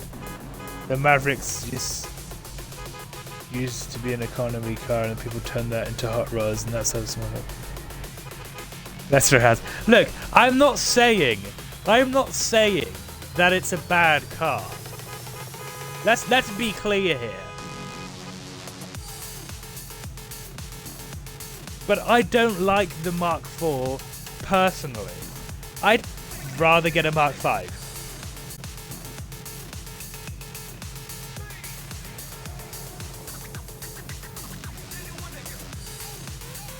Watch my fucking follower count plummet down to fucking like 3. Like the Mark IV is a car that was designed after the Japanese car manufacturer's agreement and was specifically made with a shit ton of room in the engine bay and pre-drilled hold for a cross brace to be modified. Me, myself, I am no mechanically inclined or willing to deal with modifying a Supra or driving a pre-modified one. The Mark III is sexy. So for me, as a consumer of the 21st century in 2022, I'd rather have a Mark V.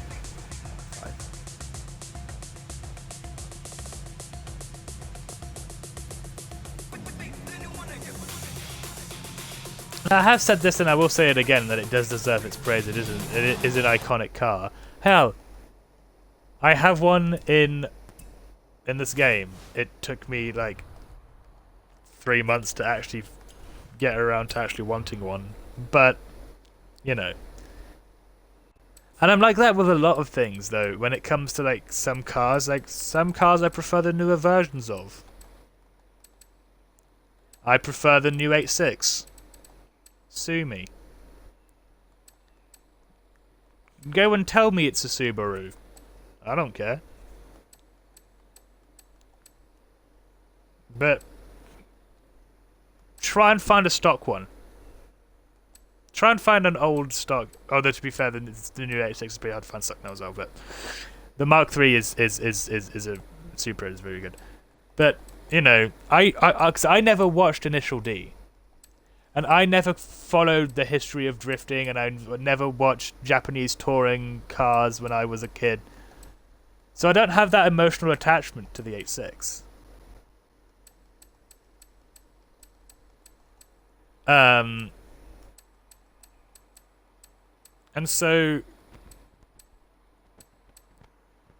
I kind of like the new one better. And not just because I'm so annoyed that whenever in this game, I even sold mine in this game for this exact reason. Whenever I bring it up, the first thing that comes out of their mouth isn't the supreme handling of the car or its history in this in the touring car circuit. It's that fucking anime. I like anime, but let's be real. The 8.6 is slow as shit compared to the cars in that show.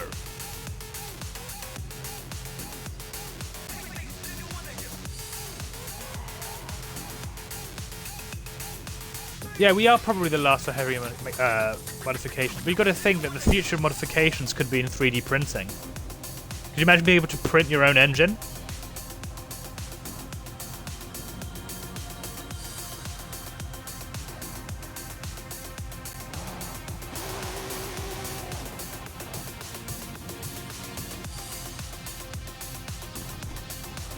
But yeah. And that's literally the reason why I sold my... Because my 8.6 in this game was red. I got so much shit for painting that car red. Kept it mostly stock and painted it red. And the thing is, most people who idolize that car and have it in this game, guess what? They don't try and drift it stock or semi-stock like it was at the beginning of the show. They put a shit ton of heavy modifications on it. Some of them even engine swap it, which defeats the whole fucking purpose of why the 8.6 was great in the first place. Put drift tires on it, making it almost undrivable as a normal car. And it's like, you don't get it, do you?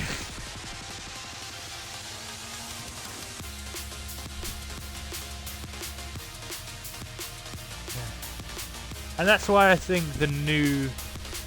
And I think the 8.6 GR is out now as well, isn't it? Is it out yet? I can't quite remember.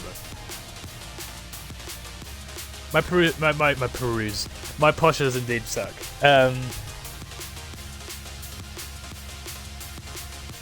But yeah, it's the sports car, which the Tirreno wasn't. I'm out of liquid. I'm like fully out of liquid now, though.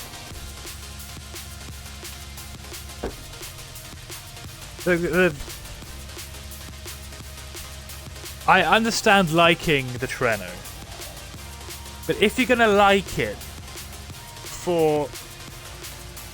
because of Initial D and how good it is at drifting, don't then slap so many modifications on it in the game that turn it into a completely different car.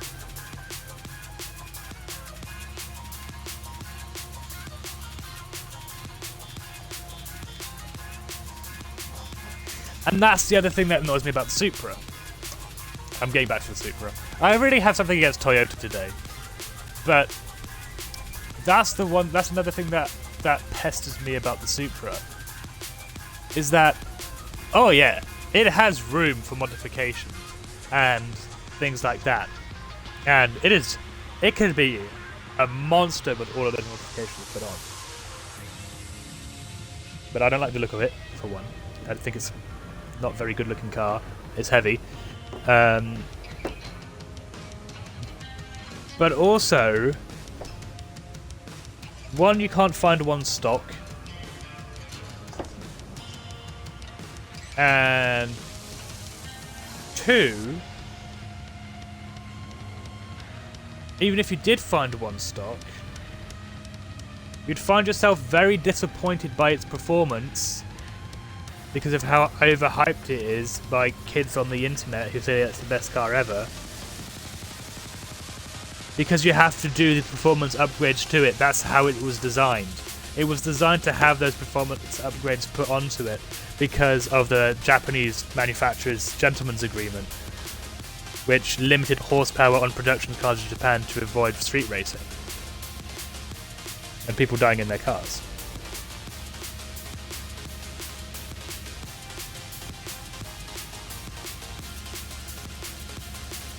Yeah, I have a copy of the 8.6 down to the horsepower. They said it made once. They got its new motor. See, that's fine.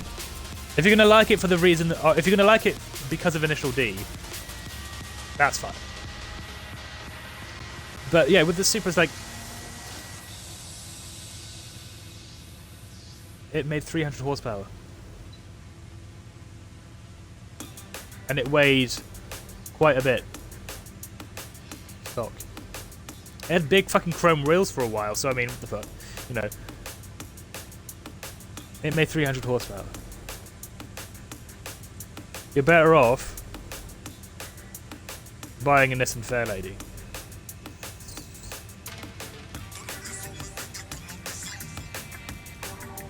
Yeah, that bid basically encourage it.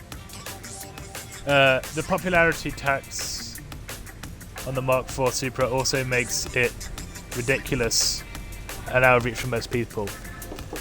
And the thing is, that also boosts up its like hypeness though, because it's rare and not a lot of people have it and not a lot of people can get it.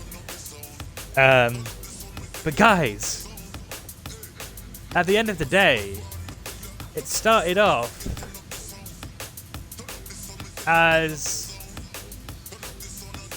a slightly above average 300 horsepower two-door Japanese sports car.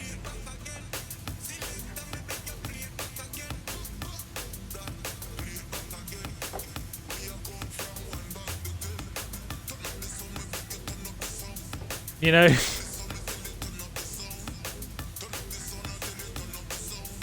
And like the new Supra, guess what? It's a slightly above average two-door Japanese sports car.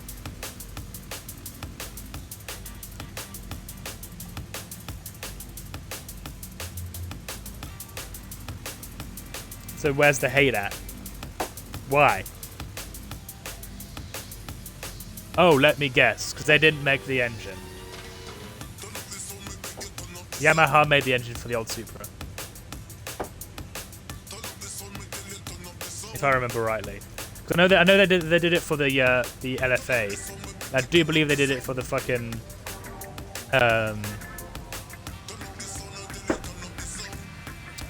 Mark IV as well. I'm not entirely sure, but and hell, like a whole bunch of your other favorite cars have engines made by other people. Yeah, I'll drive after this rant. I mean, we were talking about Cosworth earlier. They make a bunch of engines for a bunch of cars.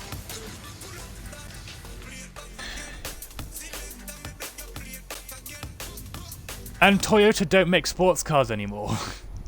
Or they very rarely make sports cars anymore. So of course they're going to outsource the engine production because they're used to making little V6s.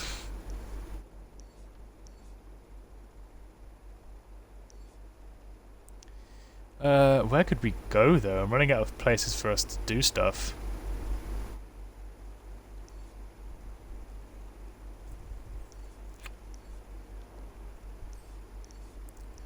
We could do some drifting if you guys want at the festival.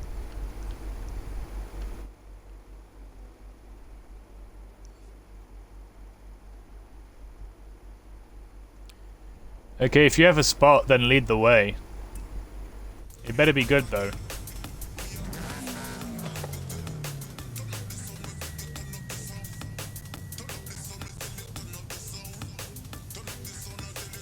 Unless you can tell me by name and like vague location where it is, and I can put a waypoint there.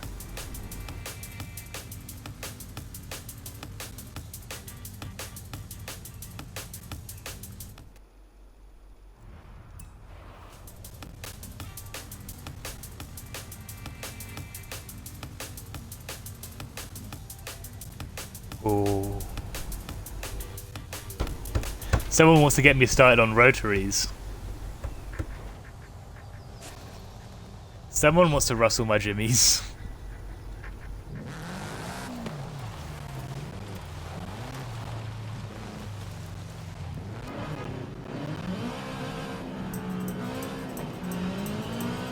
I forgot how much power I had in this thing.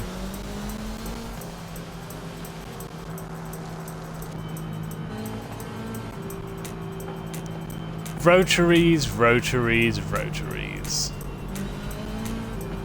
What to say or what hasn't already been said about rotaries? I think they're awesome. And technology, and like engine technology, especially in the Apex seals, has come such a long way. They're still not very fuel efficient. But you can go to Australia, well not go to Australia, but you can get yourself a 4-rotor... Oh shit. Oh fuck. I was scratching my nose. You can get a 4-rotor built in Australia for you to put into whatever race car you want to put it in, with some super sturdy Apex seals.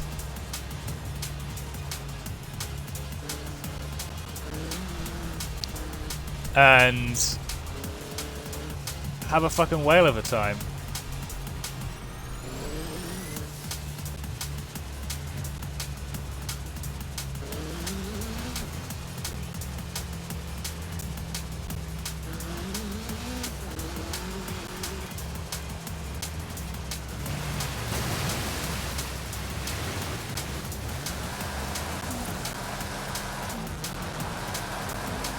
Oh, you should have told us we were going on dirt. I would have bought my slammed 8.6.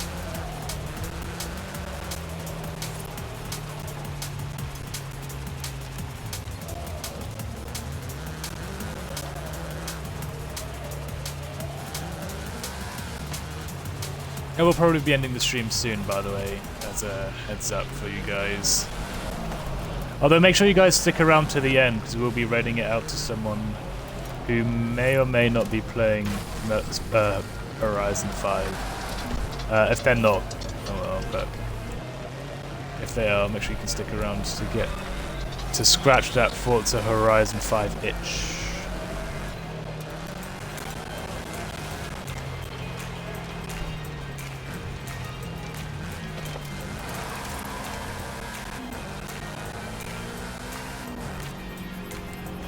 Why is it so fucking bright?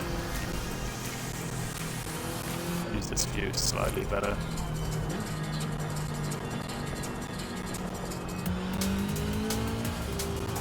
This is swerving really necessary.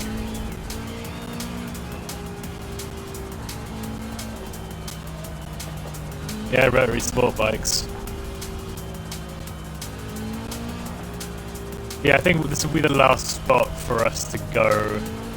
I do have to eat and feed my animals, and Willow and self-pity for a few hours, so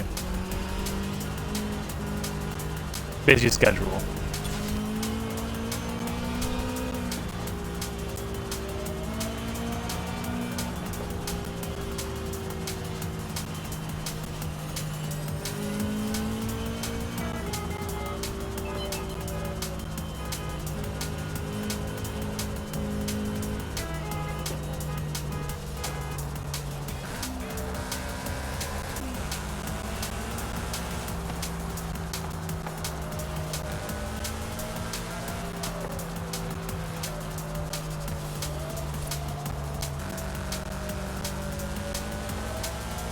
Also getting quite sleepy, so.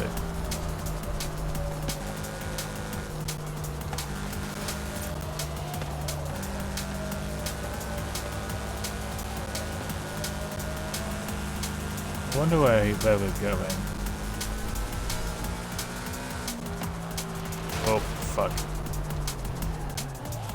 Ah! Oh, we're going up here. I'm assuming. Osada Lindo. I can't remember. I don't know what word that is.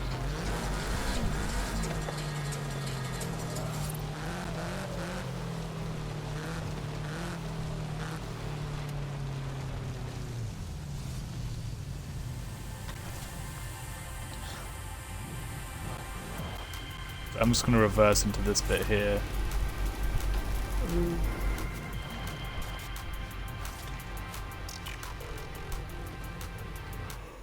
Well, that was a very pleasant drive.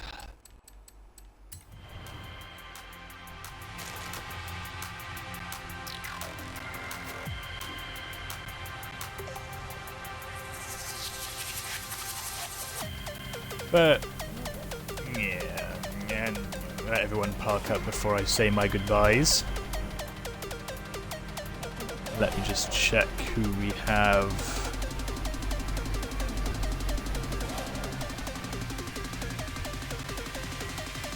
Ah! I know exactly what we're going to raid. We're going to go raid Bite Me. You guys saw him in here earlier. Really chill dude. Thank you all for being here today and joining me in this nice little these nice few conversations about cars. Next stream will be on Saturday, which is my birthday. I'll be doing a live Q&A with Facecam and all that stuff. Hopefully that works out. We are going to go raid the lovely Bite Me, who is doing the same thing I'm doing right here. So car meets, all that stuff. So make sure you guys ready up for the raid and go check out Bite Me 117. Same rules as me. Just send him a message and he'll send you an invite. See you guys this weekend.